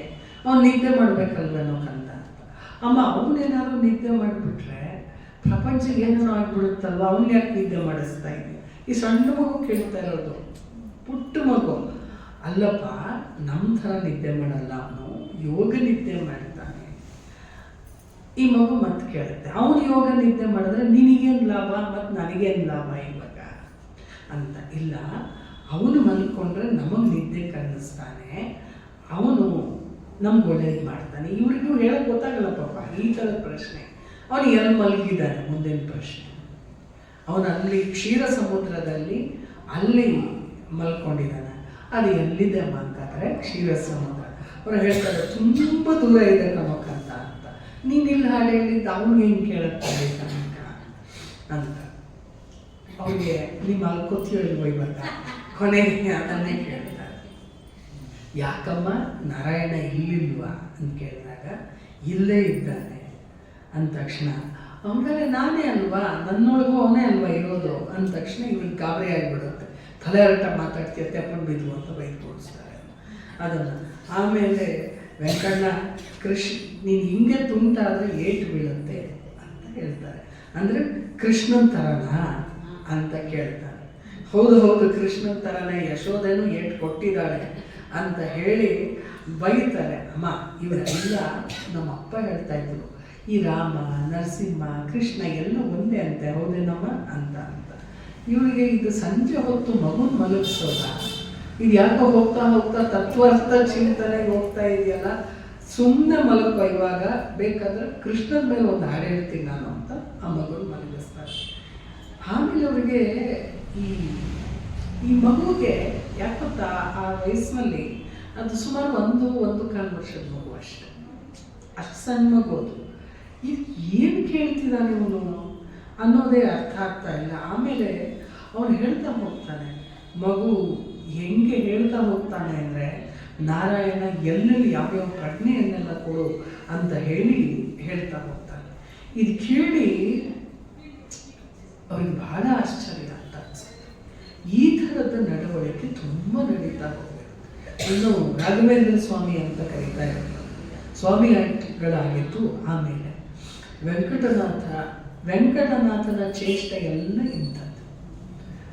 ಇನ್ನೊಂದು ದಿವಸ ಅಲ್ಲಿ ಜೋರ ಕುಣಿತಾ ಇರ್ತಾರೆ ವೆಂಕಟನಾಥ. ಅವರಮ್ಮ ಬಂದು, ಇದು ಏನೋ ಮಾಡ್ತಾ ಇದೀಯಾ ನೀನು ಅಂದರೆ, ಅಮ್ಮ ಕೃಷ್ಣನ್ ಥರ ನಾನು ಕಾಳಿಂಗ ಮರ್ದನ ಮಾಡ್ತಾ ಇದ್ದೀನಿ ಅಂತ. ಸರಿ, ಕೃಷ್ಣ ಏನೋ ಮಾಡಿದ್ದಾನೆ, ನೀನು ಹಿಂಗೆಲ್ಲ ಮಾಡಬೇಡಪ್ಪ, ಹಾಗೆಲ್ಲ ಯಾರನ್ನು ತುಳಿತಿದೀಯ ನೀನು ಅಂದರೆ, ಅಮ್ಮ ಕೃಷ್ಣನ ಕಾಲದಲ್ಲಿ ಒಬ್ಬ ಕಾಳಿಯ ಇದ್ದ, ನೋಡಿ ಇವತ್ತು ಎಷ್ಟೊಂದು ಜನ ಖಾಲಿಯಾಗಿದ್ದಾರಲ್ವ, ಅವರದ್ದೆಲ್ಲ ಹೋಗಿಸ್ಬೇಕಂದ್ರೆ ನಾನು ಕುಣಿಯೋದು ಈಗಲೇ ಅಭ್ಯಾಸ ಮಾಡ್ಕೋಬೇಕಲ್ವ ಅಂತ ಈ ಮಗು ಹೇಳುತ್ತೆ. ಇವ್ರಿಗೆ ಯಾರು ಖಾಲಿಯ ಯಾರು ನೋಡು, ಜಾಸ್ತಿ ಮಾತಾಡಬೇಡ, ವಾಪಸ್ ಮಾಡಿ, ಇದೆಲ್ಲ ನಿಂಗೆ ಯಾರು ಹೇಳ್ಕೊಟ್ರು ಅಂತ ಕೇಳಿದ್ರೆ ನೀನೇ ಹೇಳೋದಿಲ್ಲ, ಕೃಷ್ಣನ್ ಕೇಳಿದ್ರೆ ಏನು ಬೇಕಾದ್ರೂ ಕೊಡ್ತಾನೆ ಅಂತ, ಅವನೇ ನನಗೆಲ್ಲ ಕೊಟ್ಟಿರೋದು. ಸರಿ, ಇನ್ನೇನೋ ಮುಂದಕ್ಕೆ ಮಾತಾಡದೆ ಮಗನ ಹೇಳ್ಕೊಂಡು ಹೋಗ್ತಾರೆ.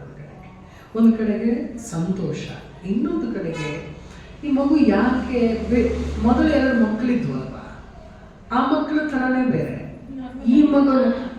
ಅಂದರೆ ನೀವು ಕೇಳಿದ್ರಲ್ಲ, ಆ ಮಕ್ಕಳ ಥರ ಅಲ್ಲ ಅಂದರೆ ಇದು ಯಾಕೆ ಈ ಥರ ಅಂತ ಹೇಳಿ.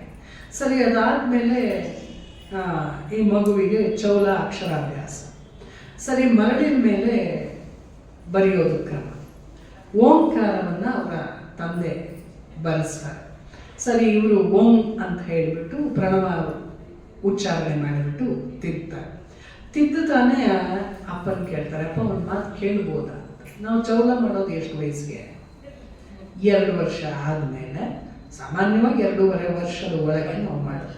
ಆ ಮಗು ಅವ್ರ ಅಪ್ಪನ ಕೇಳಿದ ಪ್ರಶ್ನೆ, ಅಪ್ಪ ಈ ಓಂಕಾರದಿಂದ ಇಡೀ ನಾರಾಯಣನ ಅರ್ಥ ಮಾಡ್ಕೋಬೋದು ಅಂತಿರಲ್ಲ ನೀವು, ಹೆಂಗೆ ಗೊತ್ತಾಗುತ್ತೆ ಇದಿಷ್ಟೇ ಸಣ್ಣದಲ್ವಾ ಓಂ ಅಂದರೆ ಅನ್ನೋ ಪ್ರಶ್ನೆಯನ್ನ ಕೇಳ್ತಾರೆ. ಆಮೇಲೆ ಅವ್ರು ಹೇಳ್ತಾರೆ, ನೋಡಪ್ಪ ಯಾಕೆ ಹಂಗೆ ಅನ್ಕೋತೀಯ, ಇದರಿಂದಲೇ ಜಗತ್ತು ಹುಟ್ಟಿರೋದಲ್ವ ಅಂದಾಗ ಯಾಕೆ ನಿನಗೇನಾದರೂ ಸಂದೇಹನ, ಇದರಿಂದ ಗೊತ್ತಾಗಲ್ಲ ಅಂದರೆ, ಇಲ್ಲ ನಾನು ಸುಮ್ಮನೆ ಕೇಳಿದೆ ಅಲ್ಲಿ. ಯಾಕೆಂದರೆ ನೀನು ಅದು ಯಾರಿಗೋ ಪಾಠ ಮಾಡ್ತಿದ್ಯಲ್ಲಪ್ಪ, ಓಂಕಾರದಲ್ಲಿ ಅಕಾರ ಇದೆ, ಉಕಾರ ಇದೆ, ಮಕಾರ ಇದೆ, ನಾದ ಇದೆ, ಬಿಂದು ಇದೆ, 8 ಅಕ್ಷರ ಇದೆ ಅಂತ ಹೇಳಿ, ಅದನ್ನೇ ಅಪ್ಪ ಬೇರೆ ಥರ ಹೇಳ್ಬೋದಲ್ವಾ ಅಂತ ಕೇಳ್ತಾರೆ. ಇದು ಚೌಲದ ಮನೆ, ಹೀಗೆ ಎಲ್ಲರೂ ಕೂತಿದ್ದಾರೆ, ಇನ್ನೂ ಅಕ್ಷರಾಭ್ಯಾಸ ಮುಗ್ದಿಲ್ಲ. ಇಲ್ಲಿ ಅಪ್ಪ ಮಗನ ಜೊತೆಗೆ ಮಾತಾಡ್ತಾ ಇರೋದು, ಎಲ್ಲರೂ ಕೇಳ್ತಾ ಇದ್ದಾರೆ ಏನು ಹೇಳುತ್ತಿದ್ದು ಅಂತ. ಅವರಪ್ಪ ಹೇಳ್ತಾರೆ, ಸರಿ ನಿನಗೇನು ಅನ್ನಿಸ್ತು ಹೇಳು ನೋಡೋಣ. ನಾನು ಆಗು ಮಾ ನಾದ ಬಿಂದು ಎಲ್ಲ ಹೇಳಿದೆ, ನಿನಗೆ ಬೇರೆ ಏನು ಅನ್ನಿಸ್ತು ಅಂದರೆ, ಏನಿಲ್ಲಪ್ಪ, ವಿಶ್ವ, ತೈಜಸ, ಪ್ರಾಜ್ಞಾ, ತುರೀಯ, ಅಂತರಾತ್ಮ, ಪರಮಾತ್ಮ ಮತ್ತು ಜ್ಞಾನಾತ್ಮ ಇದು ಸೇರಿತಾನೆ ನಾರಾಯಣ ಆಗೋದು. ಈ ಗಂಟೆ ಆ ಗಂಟೆ ಯಾಕಾಗಬಾರ್ದು ಅಲ್ವಾ? ಓಂ ನಮೋ ನಾರಾಯಣಾಯ ಅಂದರೆ ನಾವು ಮತ್ತೆ ಅಷ್ಟಾಕ್ಷರಕ್ಕೆ ಬರ್ತೀವಲ್ವಾ, ಅದು ಇದೆ ಅಲ್ವಾ ಅಂತ ಹೇಳಿದಾಗ ಅಲ್ಲಿ ಕೂತಿದ್ದ ಎಲ್ಲರೂ ಕೂಡ ಬಹಳ ಜನಕ್ಕೆ ಇದು ಅರ್ಥ ಆಗಲಿಲ್ಲ. ಇನ್ನೊಂದಷ್ಟು ಜನಕ್ಕೆ ಈ 2.5 ವರ್ಷದ ಮಗು ಯಾವ ಮಟ್ಟಕ್ಕೆ ಮಾತಾಡ್ತಾ ಇದೆ, ಇದು ಅದಿನ್ನೂ ಹಿಂಗೆ ತಿದ್ದುತ್ತಾ ಇದೆ ಪುಟ್ಟ ಬೆರಳಲ್ಲಿ, ಇಷ್ಟೆಲ್ಲ ಹೇಳ್ತಾ ಇದೆಯಲ್ಲ ಅಂತ ಹೇಳಿ ಮಿಕ್ಕೆಲ್ಲರೂ ಕೂಡ ನೋಡುತ್ತಾರೆ. ಗೋಪಮ್ಮಂಗೆ ಇದಕ್ಕೆ ಏನು ಹೇಳಬೇಕು ಅವ್ರ ಅಮ್ಮಂಗೆ ಗೊತ್ತಾಗಲ್ಲ ಪಾಪ. ನಿಧಾನಕ್ಕೆ ಮಗುನ ಮತ್ತೆ ಮೈಯೆಲ್ಲ ಒರೆಸಿ ಬೇರೆ ಬಟ್ಟೆ ಹಾಕ್ತಾ ಹಾಲು ಕುಡಿಸಿ, ಅಲ್ಲ ಕಣೋ ಅಪ್ಪ ಓಂಕಾರ ಹೇಳ್ಕೊಟ್ರೆ ಅಷ್ಟೊಂದು ಉದ್ದು ಮಾತಾಡ್ತೀಯಲ್ಲ ಕಂದ, ಯಾರೋ ಇದನ್ನೆಲ್ಲ ಕಲಿಸಿದ್ದು ನಿನಗೆ ಅಂತ ಕೇಳ್ತಾರೆ. ಮೆಲ್ಲಗೆ ಕೇಳ್ತಾರೆ, ಯಾಕಂದ್ರೆ ಇನ್ನೂ ಊಟ ಆಗಿರಬೇಕು, ಎಲ್ಲ ಆಗಬೇಕಲ್ಲ. ಅದಕ್ಕೆ ಆ ಮಗು ಹೇಳುತ್ತೆ, ಅಮ್ಮ ಓಂಕಾರ ಅಪ್ಪ ತಿಂತು ಅಂದ್ರಲ್ಲ, ತಿದ್ದಿದ ತಕ್ಷಣ ನನ್ನೊಳಗಡೆ ಇದೆಲ್ಲ ಬರೋಕ್ಕೆ ಶುರುವಾಯಿತು. ಅಪ್ಪ ಏನು ಹೇಳಿದ್ರು ಅದನ್ನು ಹೇಳಿದ ತಕ್ಷಣ ಇದಷ್ಟು ನನಗೆ ಅರ್ಥ ಆಯಿತು. ನನ್ನೊಳಗಡೆ ಯಾರೋ ಕೂತ್ಕೊಂಡು ಹೇಳು ಇದೇನು ಅಂತ ಹೇಳ್ದಂಗಾಯಿತು. ಅದನ್ನೆಲ್ಲ ನಾನು ಹೇಳಿದೆ ಅಮ್ಮ ಅಷ್ಟೇ ಅಂದ ತಕ್ಷಣ ಅವರು ಮತ್ತೆ ಒಂದು ಆಶೀರ್ವಾದ ಮಾಡ್ತಾರೆ, ನೀನು ದೀರ್ಘಾಯುಷ್ಯವಂತನಾಗಿ ಜ್ಞಾನಿಯಾಗಪ್ಪ ಅಂತ ಅವರಮ್ಮ ಹೇಳಿ ಬರ್ತಾರೆ. ಹೀಗೆ ಎಲ್ಲ ಸಂಗತಿಗಳು ನಡೀತಾ ಹೋಗುತ್ತೆ. ಈ ಪುಟಾಣಿ ಹುಡುಗನಿಗೆ ಇವತ್ತು ಪಾಠ ಹೇಳಿಕೊಟ್ರೆ ನಾಳೆಗೆ ಅದು ಮುಗಿದೋಯ್ತು. ಅಷ್ಟು ಸಣ್ಣ ವಯಸ್ಸಿನಲ್ಲಿ ಎಲ್ಲ ಪಾಠವನ್ನು ಇದು ಮತ್ತೆ ತಕರಾರು ಮಾಡುತ್ತೆ. ನನಗೆ ವೀಣೆ, ಆ ಮನೆತನದಿಂದ ಬಂದ ವೀಣೆ ಇತ್ತಲ್ಲ, ಸರಿ ದೊಡ್ಡ ಮಗನಿಗೊಂದು ಪುಟ್ಟ ವೀಣೆ ಮಾಡಿಸಿರ್ತಾರೆ. ಅದೇ ವೀಣೆನ ಇದರ ಕೈ ಕೊಟ್ಟು ಕೂರಿಸ್ತಾರೆ, ವಾಗ್ದೇವಿ ಅಂತ ಆ ವೀಣೆಗೆ ಹೆಸರಿಟ್ಟಿರ್ತಾರೆ. ಪಾಠ ಆರಂಭ ಮಾಡ್ತಾರೆ. ಮಾಯಮಾಳವ ಗೌಡದಲ್ಲಿ ನಾವು ಸರಿಗಮ ಪದನೇ ಇದೆಯಲ್ಲ, ಅದನ್ನು ಮಾಡಿ ಆರಂಭ ಮಾಡ್ತಾರೆ ಅಷ್ಟೇ ಅವರು. ಮೊದಲನೇ ಸರಳೆಯನ್ನು ಎಷ್ಟರ ಮಟ್ಟಿಗೆ ಅಂದರೆ ಮಿಕ್ಕದನ್ನೆಲ್ಲ ಆ ಮಗು ನುಡಿಸ್ಕೊಂಡು ಹೊರಡುತ್ತೆ. ಆ ಮಟ್ಟಕ್ಕೆ ಆ ಪುಟ್ಟ ವೀಣೆಯಲ್ಲಿ ನೀನು ಪೂರ್ತಿಯಾಗಿ ನುಡಿಸ್ಕೊಂಡು ಹೋಗ್ತಾರೆ. ಇದು ಎಲ್ಲಿವರೆಗೆ ಆಗುತ್ತೆ ಅಂತಂದರೆ ಅವ್ರಿಗೆ ಅರ್ಥ ಆಗ್ಬಿಡುತ್ತೆ. ಅವ್ರ ತಂದೆ ಒಂದು ಮಗುವಿನ ತಂದೆ, ಎರಡನೇದು ಅವರೊಬ್ಬರ ಆಚಾರ್ಯ, ಭಾಳ ದೊಡ್ಡ ಆಚಾರ್ಯರು. ನಮ್ಮ ಪಾಠ ಮಾಡ್ಬೇಕಾದ್ರೆ ಯಾವ ಮಗು ಎಷ್ಟು ಬರುತ್ತೆ ಅಂತ ಗೊತ್ತಾಗತ್ತೆ. ಆ ಉತ್ಸಾಹ ಇದೆಯಲ್ಲ, ಅಂದರೆ ಶಿಷ್ಯನಿಗೆ ಕಲಿಸುವ ಉತ್ಸಾಹ ಇದೆಯಲ್ಲ, ಅದು ಯಾವಾಗಲೂ ಗುರುವಿನ ಒಳಗಿರುತ್ತೆ. ಹಾಗಾಗಿ ಎಲ್ಲಿವರೆಗೆ ಅಂದರೆ ಮೇಳಕರ್ತರಾಗದವರೆಗೆ ಪಾಠ ಆಗಕ್ಕೆ ಶುರುವಾಗ್ತದೆ. ಆ ಮಗು ಅಷ್ಟೂ ಪೂರ್ತಿಯಾಗಿ ಆ ಪುಟ್ಟ ನಾಲಿಗೆಯಲ್ಲಿ ಇನ್ನು ಎಷ್ಟು ಹರಿದಾಸರ ಕೃತಿಗಳು, ಶ್ಲೋಕಗಳು ಎಲ್ಲವೂ ಕೂಡ ಅಮರಕೋಶ, ಎಲ್ಲ ಮಂತ್ರ ಸ್ತೋತ್ರ ಅಷ್ಟೂ ಆ ನಾಲಿಗೆಯ ಮೇಲೆ ತಂತಾನೆ ಹರಿದು ಬರುತ್ತೆ. ಅಂದರೆ ನಾವು ಕೊನೆಯಲ್ಲಿ ನೋಡುವ ಬೃಂದಾವನದ ರಾಘವೇಂದ್ರ ಸ್ವಾಮಿಗಳ ನಡೆ ಹೀಗಿತ್ತು ಪೂರ್ತಿಯಾಗಿ. ಹೀಗೆ ಆ ಮಗು ಬೆಳೆದಿತ್ತು. ಎಷ್ಟು ಚೆನ್ನಾಗಿ ಹೇಳಿದ್ದಾರೆ ಅಂದರೆ ಈ ಕೃತಿಯಲ್ಲಿ, ಹಾಗೆ ಆ ಮಗು ಬೆಳೀತಾ ಹೋಯಿತು. ಅವ್ರ ತಂದೆಗೆ ಕೊನೆಗೆ ಹೇಗಾಯಿತು ಅಂದರೆ ಪೂಜಾ ವಿಧಾನ ಅವ್ರ ತಂದೆ ಏನು ಮಾಡ್ತಿದ್ರಲ್ಲ ಪೂರ್ತಿ ಮಾಡೋದಕ್ಕೆ ಅವರು ಸಿದ್ಧರಾಗ್ಬಿಟ್ಟು ಆ ಪುಟ್ಟ ಮಗು. ಆಮೇಲೆ ಆ ಮಗುನ ಕರ್ಕೊಂಡು ಹೋಗಿ ವಿಜಯೇಂದ್ರ ಸುಧೀಂದ್ರ ಗುರುಗಳು ಇಬ್ಬರು ಬಂದಿರ್ತಾರೆ, ಕರ್ಕೊಂಡು ಹೋಗ್ತಾರೆ. ನೋಡಿದ ತಕ್ಷಣ ವಿಜಯೇಂದ್ರನ ಮುಖ ಇಷ್ಟು ಆಗಲಾಗುತ್ತೆ, ಕಣ್ಣಲ್ಲಿ ನೀರು ಸುರಿಯೋಕ್ಕೆ ಶುರುವಾಗುತ್ತೆ.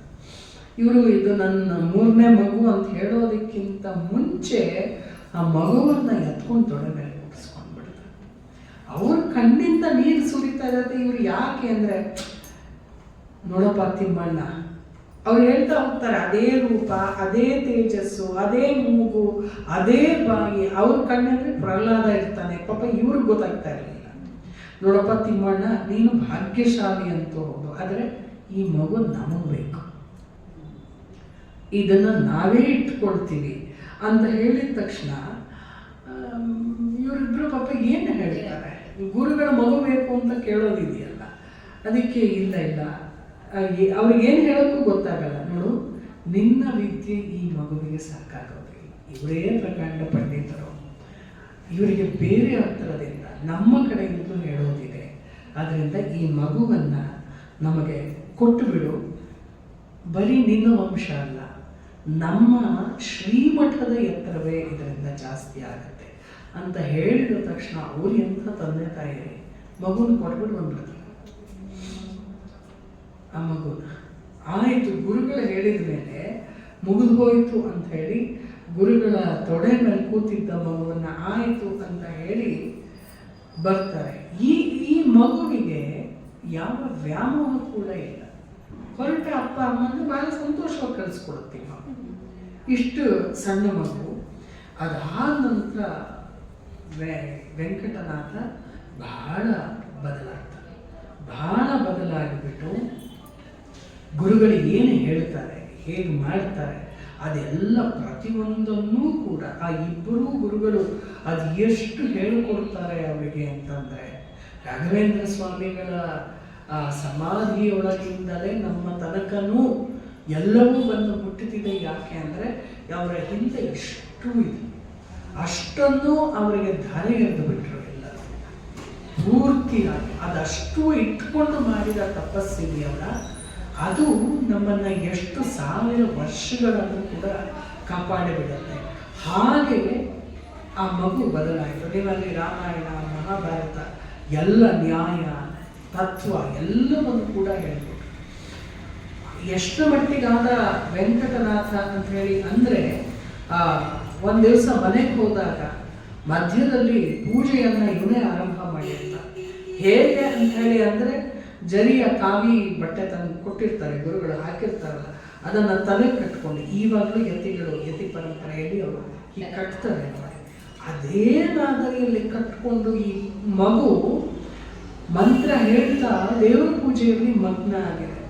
ಅವರಮ್ಮ ಗಂಡನ ಕರ್ಕೊಂಬಂದು ತೋರಿಸ್ತಾರೆ, ಅಲ್ಲಿ ನೋಡಿ ಅಂತ ಹೇಳಿ ಅವರಿಗೆ ದಿಗ್ಭ್ರಾಂತರಾಗ್ಬಿಡ್ತಾರೆ. ಯಾಕಂದ್ರೆ ಆ ಮುಖ, ಅದರಲ್ಲಿರೋ ತೇಜಸ್ಸು, ಭಕ್ತಿ, ಭಾವ ಎಲ್ಲದನ್ನು ವೆಂಕಟನಾಥ ಪೂಜೆ ಮುಗಿಸ್ಕೊಂಡು ವಿಜಯೇಂದ್ರ ತೀರ್ಥರು ಏನು ಮಾಡ್ತಾ ಇದ್ರಲ್ಲ ಅವರ ದಂಡ ಮತ್ತು ಪಂಚಪಾತ್ರೆ ಕಮಂಡಲಗಳನ್ನು ಹೇಳಿ ಅದೇ ಮಾದರಿಯಲ್ಲಿ ನಮಸ್ಕಾರ ಮಾಡ್ತಾ ಇದ್ದಾನೆ. ಅದು ಯತಿಗಳು ನಮಸ್ಕಾರ ಮಾಡೋಕ ನೋಡಿ ಅವ್ರು ಹೇಳ್ತಾರೆ, ಇದೆಲ್ಲ ಹೇಳಿಕೊಟ್ರೆ ಬರಲ್ಲ, ಹೇಳಿಕೊಟ್ಟು ಈ ಮಟ್ಟಕ್ಕೆ ಯಾವುದನ್ನೂ ಕಲಿಸಕ್ಕಾಗಲ್ಲ, ಇದು ತಂತಾನೇ ಬರುವಂಥದ್ದು, ಹಾಗಾಗಿ ಇದು ಆಗಿದೆ ಅಂತ ಹೇಳಿ. ಇದೆಲ್ಲ ಆದಮೇಲೆ ಒಂದು ದಿವಸ ಈ ಥರದ ಅನೇಕ ಘಟನೆಗಳನ್ನು ಈ ಕೃತಿ ರಾಘವೇಂದ್ರ ವಿಜಯ ದಾಖಲು ಮಾಡ್ತಾ ಹೋಗುತ್ತೆ. ಅದಾದಮೇಲೆ ಸ್ವಲ್ಪ ದೊಡ್ಡವನಾಗ್ತಾನೆ. ದೊಡ್ಡವನಾಗಿ ಯುವಕನಾಗ್ತಾ ಬರುವಂಥ ವೆಂಕಟನಾಥನನ್ನು ನೋಡಿ ಎಲ್ಲರೂ ಬಹಳ ಆಶ್ಚರ್ಯ ಪಡ್ತಾರೆ. ಮೊದಲನೇ ಮಗಳಿಗೆ ಮತ್ತು ಮಗನಿಗೆ ಇಬ್ಬರಿಗೂ ಕೂಡ ಮದುವೆ ಆಗುತ್ತೆ. ವೆಂಕಮಾಮಂಗೆ ಗುರುರಾಜರಿಗೆ ವಿಶೇಷವಾಗಿ ಅತ್ತಿಗೆಯನ್ನು ಕಂಡ್ರೆ ಬಹಳ ಪ್ರೀತಿ ಇರುತ್ತೆ. ಕಮಲ ಅಂತ ಹೇಳಿ ಆಕೆಯ ಹೆಸರು. ತುಂಬ ಚೆನ್ನಾಗಿ ಹೊಂದ್ಕೊಂಡು ಇರ್ತಾರೆ. ಅದಾದಮೇಲೆ ಮತ್ತೆ ಆ ವೀಣಾವಾದನವನ್ನು ಪೂರ್ತಿ ತಿಮ್ಮಣ್ಣಾಚಾರ್ಯರಿಗೆ ವಿಜಯೇಂದ್ರ ದರ್ಶನವನ್ನು ಕೊಟ್ಟು ಮಗನಿಗೆ ಔತ್ತರೇಯ ಪದ್ಧತಿ, ನೀನು ಗೆದ್ದಿದ್ದೀಯಲ್ಲ ಹಿಂದೆ ಆ ವಿದ್ವಾಂಸರನ್ನೆಲ್ಲ ಜಯಿಸಿದ್ದು, ಅದನ್ನೂ ಕೂಡ ಹೇಳಿಕೊಡು, ಉಪದೇಶ ಮಾಡು ಅಂತ ಹೇಳ್ತಾರೆ. ಆ ಕ್ರಮದಲ್ಲೂ ಕೂಡ ಎಲ್ಲವನ್ನೂ ಮಾಡ್ತಾರೆ. ಗಾಂಧಾರ ಕ್ರಮ ಅನ್ನೋದು ಬಳಕೆಯಲ್ಲಿಲ್ಲದೆ ಇರೋ ಪದ್ಧತಿ, ಬಹಳ ಅಪರೂಪಕ್ಕೆ ಪ್ರದರ್ಶನ ಮಾಡುವಂಥ ಕಲೆ. ಅದೆಲ್ಲವನ್ನು ಕೂಡ ಹೇಳಿಕೊಡ್ತಾರೆ. ಗೋಪಿಕಾಂಬಾದೇವಿಗೆ ಬಹಳ ಸಂತೋಷವೂ ಕೂಡ ಆಗುತ್ತೆ. ಕಮಲಾದೇವಿ ಮಗಳ ಥರನೇ ಇರ್ತಾ ಹೋಗ್ತಾರೆ. ಅದಾಗಿ ಸ್ವಲ್ಪ ದಿನ ಆದ ಮೇಲೆ ತಿಮ್ಮಣ್ಣಾಚಾರ್ಯರು ಹಾಸಿಗೆ ಹಿಡಿತಾರೆ. ಅಂತೂ ದೇಹ ಸ್ಥಿತಿಯನ್ನು ಸರಿ ಹೋಗುತ್ತೆ. ಆದರೆ ಕೆಳಗಡೆಯಲ್ಲಿ ಒಂದು ದಿವಸ ವೀಣೆಯನ್ನು ನುಡಿಸ್ತಾ ಇರ್ತಾರೆ ಕೂತ್ಕೊಂಡು. ಆಚಾರ್ಯರ ವೀಣಾವಾದನ ಮುಂದಕ್ಕೆ ನಡೀತಾ ಇರುತ್ತೆ. ದೊಡ್ಡ ಮಗನಿಗೆ ಸ್ವಲ್ಪ ಭಯ ಆಗುತ್ತೆ, ಅಪ್ಪ ಯಾಕೆ ವೀಣೆ ನುಡಿಸ್ತಾ ಇದ್ದಾರೆ ಅಂತ ಹೇಳಿ. ಕೊನೆಗೆ ಬಂದು ಹೇಳ್ತಾರೆ ಅಪ್ಪಗೆ, ಯಾಕೆ ನುಡಿಸ್ತಿದ್ದೀರಾ, ನಿಮಗೆ ಹುಷಾರಿಲ್ಲ ಅಂತ ಹೇಳಿ. ತಿಮ್ಮಣ್ಣಾಚಾರ್ಯರು ಹೇಳ್ತಾರೆ, ಇದೊಂದೇ ದಿವಸ ನಾನು ನುಡಿಸೋದು ಬಿಡಪ್ಪ ಅಂತ ಹೇಳಿ. ಕೊನೆಗೆ ವೆಂಕಟನಾಥನೂ ಹೊರಗೆ ಕಳಿಸ್ಬಿಡ್ತಾರೆ. ಗೋಪಮ್ಮ ಮಾತ್ರ ಪಕ್ಕದಲ್ಲಿ ಕೂತಿರ್ತಾರೆ. ನಾದನಾಮಕ್ರಿಯೆ ರಾಗವನ್ನು ನುಡಿಸ್ಬೇಕಾದ್ರೆ, ವೀಣೆ ಮೂರನೇ ಕಾಲದಲ್ಲಿ ನುಡಿಸ್ಬೇಕಾದ್ರೆ ವೀಣೆಯ ತಂತಿ ಕಡಿದು ಹೋದ ತಕ್ಷಣ ಇವರ ಆತ್ಮವು ಹೊರಡುತ್ತೆ. ಅದಾದ ನಂತರ ಮುಂದಕ್ಕೆ ಎಲ್ಲರೂ ಕಾವೇರಿ ಪಟ್ಟಣಕ್ಕೆ ಬರುತ್ತೆ. ವೆಂಕಟನಾಥನಿಗೆ ಉಪನಯನ ಆಗಬೇಕು ಅಂತ ಹೇಳಿ ಅವರ ಅಕ್ಕ ಭಾವನೆ ನಿರ್ಧಾರ ಮಾಡ್ತಾರೆ. ಆಯಿತು ಅಂತ ಹೇಳಿ ಅಲ್ಲಿಯೇ ಅವರ ಉಪನಯನವೂ ಕೂಡ ನಡೆಯುತ್ತೆ. ಅದಾದಮೇಲೆ ಮಗುವನ್ನು ಗುರುಕುಲವಾಸಕ್ಕೆ ಬಿಡ್ತಾರೆ. ಕೃಷ್ಣಪ್ಪ ನಾಯಕ ಮಧುರೆಯನ್ನು ಆಳ್ತಾ ಇದ್ದ. ವಿಜಯೇಂದ್ರ ಗುರುಗಳನ್ನು ಕೂಡ ಇದ್ದರು. ಲಕ್ಷ್ಮೀ ನರಸಿಂಹಾಚಾರ್ಯರ ಮನೆಯಲ್ಲಿ ವೆಂಕಟನಾಥನನ್ನು ವಿದ್ಯಾಪೀಠಕ್ಕೆ ಸೇರಿಸ್ತಾರೆ. ಅವರ ಗುರುಗಳು ಪಾಠ ಗುರುಕುಲ ನಡೆಸ್ತಿರ್ತಾರಲ್ಲ, ಈ ಮಗು ಎಷ್ಟರ ಮಟ್ಟಿಗೆ ವಿದ್ಯೆಯನ್ನು ತಿಳ್ಕೊಂಡಿರ್ತಾಳೆ ಅಂದರೆ ಲಕ್ಷ್ಮೀ ನರಸಿಂಹಾಚಾರ್ಯರಿಗೆ ಏನನ್ನು ಬೇಕಾದರೂ ಹೇಳಿಕೊಡುವಂಥ ಉತ್ಸಾಹ ಉಂಟಾಗಬೇಕು. ಆ ಮಾದರಿಯಲ್ಲಿ ಅವರ ಪಾಠ ಆಗುವವರೆಗೆ ಪೂರ್ತಿಯಾಗಿ ಪಾಠವನ್ನು ಮಾಡೋಕ್ಕೆ ಆರಂಭ ಮಾಡ್ತಾರೆ. ಈ ಮಗು ಕಾಲಿಟ್ಟ ಗಳಿಗೆಯಲ್ಲಿ ಅವರಿಗೆ ಸಂತಾನ ಇರೋದಿಲ್ಲ, ಅವರಿಗೊಂದು ಮಗುವು ಕೂಡ ಆಗತ್ತೆ. ಹೀಗೆ ಲಕ್ಷ್ಮೀ ನರಸಿಂಹಾಚಾರ್ಯರು ಅವರಿಗೆ ಒಳ್ಳೆಯ ಗುರುಗಳು ಕೂಡ ಆಗ್ತಾರೆ. ಇದಾದ ನಂತರ ಎಲ್ಲರೂ ಯೋಚನೆ ಮಾಡ್ತಾರೆ, ವೆಂಕಟನಾಥ ಇಷ್ಟು ಸುಂದರವಾಗಿದ್ದಾನೆ, ಹೀಗೆಲ್ಲ ಇದ್ದಾನೆ, ಮತ್ತು ಸಕಲ ವಿದ್ಯಾ ಪಾರಂಗತ, ಸ್ವಯಂ ರಾಜನೇ ಇವನಿಗೆ ಉತ್ಪತ್ತಿಯಾಗುವಂಥ ಎಲ್ಲ ವಿದ್ಯೆಯನ್ನು ಕೊಟ್ಟು ಎಲ್ಲವನ್ನೂ ಮಾಡಿದ್ದಾರೆ ಅಂತ ಹೇಳಿ ಆದಮೇಲೆ ಮದುವೆಯನ್ನು ಮಾಡಬೇಕಲ್ಲ ವೆಂಕಟನಾಥನನ್ನು ಅಂತ ಹೇಳಿ ಎಲ್ಲರೂ ಯೋಚನೆ ಮಾಡ್ತಾರೆ. ಸರಿ, ಮಗು ಮನೆಗೆ ಬಂದಾಗ ಗುರುಗಳು ಕೂಡ ಅಲ್ಲಿ ಬರ್ತಾರೆ. ಬಂದಾಗ ಎಲ್ರಿಗೂ ಕೂಡ ಆ ಪ್ರಶ್ನೆ ಬರುತ್ತೆ. ಅಣ್ಣಂಗೊಂದು ಮಗು ಆಗಿರುತ್ತೆ. ವಿಜಯೇಂದ್ರ ಗುರುಗಳು ಹೇಳ್ತಾರೆ, ನೋಡಪ್ಪ ಒಂದು ದಿವಸ ಬನ್ನಿ ಅಂತ ಹೇಳಿ ಕರೀತಾರೆ. ಇವರ ವಿದ್ವತ್ ಸಭೆಯೂ ಕೂಡ ಆರಂಭ ಆಗಿರುತ್ತೆ. ಆಮೇಲೆ ಅವರು ಒಂದು ಮಾತು ಕೇಳ್ತಾರೆ, ನೋಡಿ ಇವಾಗ ಏನು ಅಂದರೆ ಈ ಎಲ್ಲವನ್ನೂ ಕೂಡ ನಮ್ಮ ಮಗು ಮಾಡಿದ್ದಾನೆ. ಮೂಲರಾಮನ ಪೂಜೆ ಇರಬಹುದು, ಎಷ್ಟೊಂದು ಜನ ವಿದ್ವಾಂಸರನ್ನೆಲ್ಲ ಅವನು ಗೆದ್ದಾಗಿದೆ, ಎಲ್ಲವೂ ಆಗಿದೆ. ಅತಿ ದೊಡ್ಡದಾದಂತಹ ವೀಣಾವಾದನ ನಿಪುಣನೂ ಕೂಡ ಆಗಿದ್ದಾನೆ. ಯಾಕಂದರೆ ಅವನು ಆಶು ಕವಿತ್ವವನ್ನು ಮಾಡುವಂತಹ ಮಗು ಎಲ್ಲವೂ ಕೂಡ ಆಗಿದ್ದಾರೆ. ಆದರೆ ಇನ್ನೊಂದು ನಮ್ಮ ಬೇಡಿಕೆ ಇದೆ, ಆಗಲೇಬೇಕಾದ್ದು ಅಂತ ಹೇಳಿ ಹೇಳ್ತಾರೆ. ಏನಿಲ್ಲ, ನಾವು ವಾಸ ಮಾಡುವಂಥ ಪಕ್ಕದ ಒಂದು ಅಗ್ರಹಾರದಲ್ಲಿದೆ ರಾಮಚಂದ್ರಾರ್ಯ ಅಂತ ಇದ್ದಾರೆ. ಅವರ ಮಗಳು ಸರಸ್ವತಿ ಅಂತ ಹೇಳಿ, ಆಕೆಯೂ ಕೂಡ ಶಾಸ್ತ್ರ ಪಾರಂಗತೆಗೆ ಸಂಸ್ಕೃತ, ಕನ್ನಡ, ಸಾಹಿತ್ಯ ಮತ್ತು ಸಂಗೀತ ಇಷ್ಟರಲ್ಲೂ ಪರಿಣಿತಿ ಪಡೆದಂತಹ ಹೆಣ್ಣುಮಗಳು. ವೆಂಕಟನಾಥನಂತಹ ವರ ಸಿಕ್ಕದರೆ ಮಾತ್ರ ಈ ದಾಂಪತ್ಯ ಚಂದ ಅಂತ ಹೇಳಿ ಒಂದು ಅಪ್ಪಣೆಯನ್ನು ಇಡ್ತಾರೆ. ಆವಾಗ ವಿಜಯೇಂದ್ರರು ಈ ವಿವಾಹಕ್ಕೆ ಒಪ್ಪಿಗೆಯನ್ನು ಕೊಡ್ತಾರೆ. ವೆಂಕಟನಾಥನ ಜೀವನದಲ್ಲಿ ಸರಸ್ವತಿಯ ಆಗಮನ ಆಗುತ್ತೆ. ಆ ಮದುವೆ ವಿವರಗಳು ತುಂಬ ಚೆನ್ನಾಗಿದೆ. ವೆಂಕಟನಾಥ ಮತ್ತು ಸರಸ್ವತಿಯ ವಿವಾಹದ ವರ್ಣನೆ ಇದೆಯಲ್ಲ, ಇಷ್ಟೊತ್ತಿಗೆ ನಿಲ್ಲಿಸ್ಬೇಕು. ಇಲ್ಲ, ಪೂರ್ತಿಯನ್ನು ಮುಗಿಸೋಕ್ಕಾಗಲ್ಲ. ಒಂದು ಒಳ್ಳೆ ಘಟ್ಟಕ್ಕೆ ತಂದು ನಾನು ನಿಲ್ಲಿಸ್ತೀನಿ ಅಷ್ಟೇ. ಬಹಳ ಒಳ್ಳೆಯ ವಿವಾಹದ ವರ್ಣನೆಗಳೆಲ್ಲ ಬರುತ್ತೆ ಇಲ್ಲಿ. ಇಬ್ಬರೂ ಕೂಡ ಮದುವೆಯನ್ನು ಬಹಳ ಸಂತೋಷದಿಂದಲೇ ಮಾಡಿಕೊಳ್ತಾರೆ. ವೆಂಕಟನಾಥನಿಗೂ ಕೂಡ ಗೊತ್ತಾಗುತ್ತೆ. ಅದರಲ್ಲಿ ಒಂದು ಹೇಳಿಬಿಟ್ಟು ನಿಮಗೆ ನಾನು ಮುಂದಕ್ಕೆ ಹೋಗ್ತೇನೆ. ಈ ಉರುಟಣೆ ಎಲ್ಲ ಆಗಬೇಕಾದ್ರೆ ಅದೊಂದು ಮದುವೆಯ ಬಹಳ ದೊಡ್ಡ ಅಂಗವಾಗಿತ್ತು.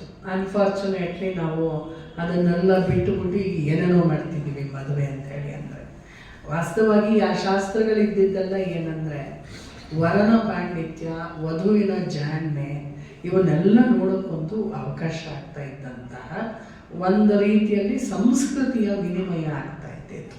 ಅಂದರೆ ಇವಾಗಿಂತಹ ಎಲ್ಲವನ್ನು ಈವೆಂಟ್ ಮ್ಯಾನೇಜರ್ಸಿಗೆ ಕೊಟ್ಟು ಅವ್ರು ಏನು ತಂದು ಕೊಟ್ಟಿರ್ತಾರೋ ಅದನ್ನಿಟ್ಟು ಅಲಂಕಾರ ಮಾಡೋದಲ್ಲ. ಉರುಟಣೆಯಲ್ಲಿ ಆಶು ಕವಿತ್ವವನ್ನು ಮಾಡಬೇಕಾಗಿರುತ್ತೆ. ಇದಕ್ಕೆ ವಾಸ್ತವವಾಗಿ ಸಂಪ್ರದಾಯ ಗೀತೆಗಳಿದೆ, ಹೇಳ್ಕೊಡ್ತಿದ್ರು ಅದನ್ನು. ಆವಾಗ ವೆಂಕಟನಾಥನಿಗೆ ಹೇಳ್ತಾರೆ, ಅಷ್ಟೆಲ್ಲ ನಿಮ್ಗೆ ಬರುತ್ತಲ್ಲ, ಒಂದು ಚಿಕ್ಕಮ್ಮನ ಹೆಸರು ಹೇಳ್ಬಿಟ್ಟು ಒಂದು ಪದ್ಯ ಮಾಡೋದು ನೋಡೋಣ ಅಂತ ಹೇಳಿ. ಅವರು ಅದಕ್ಕೆ ಹೇಳ್ತಾರೆ, ಸಂಗೀತ ಸಾಹಿತ್ಯ ಕಲಾ ಪ್ರಪೂರ್ಣಾಂ ವಿದ್ಯಾವತೀಂ ಮಾನವತೀಂ ಗುಣಾಢ್ಯಾಂ ಸೌಂದರ್ಯ ಲಾವಣ್ಯ ವಿಶೋಭಿತಾಂಗಿ ಸರಸ್ವತೀಂ ವಿದ್ಯೆ ಸತೀಂ ಮದೀಯಾಂ ಅಂತ ಹೇಳಿ ಅವರು ಹೇಳ್ತಾರೆ. ಆಗ ಸರಸ್ವತಿಯನ್ನು ಕೇಳ್ತಾರೆ, ನೀನು ಏನಾದರೂ ಹೇಳಮ್ಮ ಅಂತ ಹೇಳಿ ಒಂದು ಒಗಟು ಹೇಳ್ತಾರೆ. ಆಕೆ, ಲೋಕದಳು ಇರಬಹುದು ಪಂಡಿತರು ಕೋಟಿ, ವೆಂಕಟನಾಥರಿಗೆ ದರೆಯುಳ್ಳ ಆರಿಹರು ಸಾಟಿ ಅಂತ ಹೇಳಿ ಒಂದು ಒಡಪನ್ನು ಆಕೆ ಕೂಡ ಹೇಳ್ತಾರೆ. ಇಬ್ಬರಿಗೂ ಕೂಡ ಬಹಳ ವಿಶೇಷವಾದಂತಹ ಒಂದು ದಾಂಪತ್ಯ ಆರಂಭ ಆಗುತ್ತೆ. ವೈವಾಹಿಕ ಜೀವನ ತುಂಬ ಚೆನ್ನಾಗಿರುತ್ತೆ. ಸಂಸಾರ ಎಷ್ಟು ಚೆನ್ನಾಗಿರುತ್ತೆ ಅಂತ ಹೇಳಿ ಅಂದರೆ, ವೀಣೆಯನ್ನು ನುಡಿಸ್ತಿರ್ತಾರೆ ವೆಂಕಟನಾಥರು, ಈಕೆ ಹಾಡ್ತಾ ಇರ್ತಾಳೆ. ಮತ್ತು ಅದಷ್ಟೇ ಅಲ್ಲ, ಪರಸ್ಪರ ಕಾಳಿದಾಸನ ಕೃತಿಗಳನ್ನು ಕುರಿತು ಚರ್ಚೆ ಆಗ್ತಾ ಇರುತ್ತೆ ದಂಪತಿಗಳ ಮಧ್ಯದಲ್ಲಿ. ಮತ್ತು ಬೇರೆ ಬೇರೆಯ ಸಂಗತಿಗಳು, ಜಯದೇವನ ಗೀತಗೋವಿಂದ, ಇವನ್ನೆಲ್ಲವನ್ನೂ ಕೂಡ ವಾಕ್ಯಾರ್ಥವೂ ಕೂಡ ನಡೀತಾ ಇರುತ್ತೆ. ಆದರೆ ಅಷ್ಟರ ಮಟ್ಟಿಗೆ ಆ ಎಲ್ಲ ಸಂದರ್ಭಗಳನ್ನು ತುಂಬ ಚೆನ್ನಾಗಿ ಒದಗಿಸ್ಕೊಟ್ಟಿದ್ದಾರೆ ಅವರ ಬದುಕನ್ನು ಕುರಿತಂತೆ. ಯಾಕಂದರೆ ಕಾವ್ಯಾರ್ಥವನ್ನು, ಶ್ಲೋಕದ ಅರ್ಥವನ್ನು ಗಂಡ ಹೆಂಡತಿ ಇಬ್ಬರೂ ಕೂಡ ಅದನ್ನು ಮಾಡ್ತಾ ಇರ್ತಾರೆ. ಹಾಗಾಗಿ ಈ ದಾಂಪತ್ಯ ಬಹಳ ಅದ್ಭುತವಾದಂತಹ ಒಂದು ದಾಂಪತ್ಯ ಆಗುತ್ತೆ. ಅದು ದೊಡ್ಡದಾಗಿಯೂ ಕೂಡ ಬೆಳೆಯುತ್ತೆ. ಮತ್ತು ಗುರುಕುಲದ ಒಂದು ದೊಡ್ಡ ಸ್ಥಾನಕ್ಕೂ ಕೂಡ ವೆಂಕಟನಾಥರು ಹೋಗ್ತಾರೆ. ಆವತ್ತಿನ ಕಾಲದಕ್ಕೆ 1,000 ವರಹದ ತೈಲಿ ಇದ್ದಂತಹ ವಾರ್ಷಿಕ ಸಂಭಾವ, ಅಷ್ಟನ್ನು ಇಟ್ಕೊಂಡಂತಹ ಗುರುಪ್ರಸಾದವನ್ನು ಕೂಡ ಅವರು ತಗೊಳ್ತಾರೆ. ಆಮೇಲೆ ಇಬ್ಬರೂ ಕೂಡ ವಾಪಸ್ಸು ಬಂದಾಗ ಇದೊಂದು ಘಟನೆ ಹೇಳಿ ನಾನು ಮುಕ್ತಾಯ ಮಾಡ್ತೀನಿ. ವಾಪಸ್ ಗಾಡಿಯಲ್ಲಿ ಬರಬೇಕಾದ್ರೆ ಮಧ್ಯದಲ್ಲಿ ಒಂದು ಕಡೆಗೆ ನಿಲ್ಲಿಸ್ತಾರೆ ವಿಶ್ರಾಂತಿಗಾಗಿ. ಒಬ್ಬ ಬಂದು ಕರೀತಾರೆ, ಪರವಾಗಿಲ್ಲ ನಮ್ಮ ಮನೆಗೆ ಬರ್ಬೋದು, ನೀವು ನಮ್ಮ ಮನೇಲಿ ಇವತ್ತು ಹಬ್ಬ ಮಾಡ್ತಾ ಇದ್ದೀವಿ ಬನ್ನಿ ಅಂತ ಹೇಳಿ ಕರೀತಾರೆ. ಸರಿ, ಇವರು ನಮ್ಮ ಅನುಷ್ಠಾನಕ್ಕೆ ತೊಂದರೆ ಆಗೋದಿಲ್ವೋ ಕೇಳ್ತಾರೆ. ಇಲ್ಲ, ನಾವು ಕೂಡ ಮಾಧ್ವ ಪಂಗಡಕ್ಕೆ ಸೇರಿದವನು, ನೀವು ಬರಬಹುದು ಅಂತ ಹೇಳಿ ಕರೀತಾರೆ. ಇಬ್ಬರು ಅಲ್ಲಿ ಹೋಗ್ತಾರೆ, ಸರಸ್ವತಿಯನ್ನು ಒಳಮನೆ ಕರ್ಕೊಂಡು ಹೋಗ್ತಾರೆ. ಇವರು ಒಂದು ಕಡೆ ಕೂತಿರ್ತಾರೆ.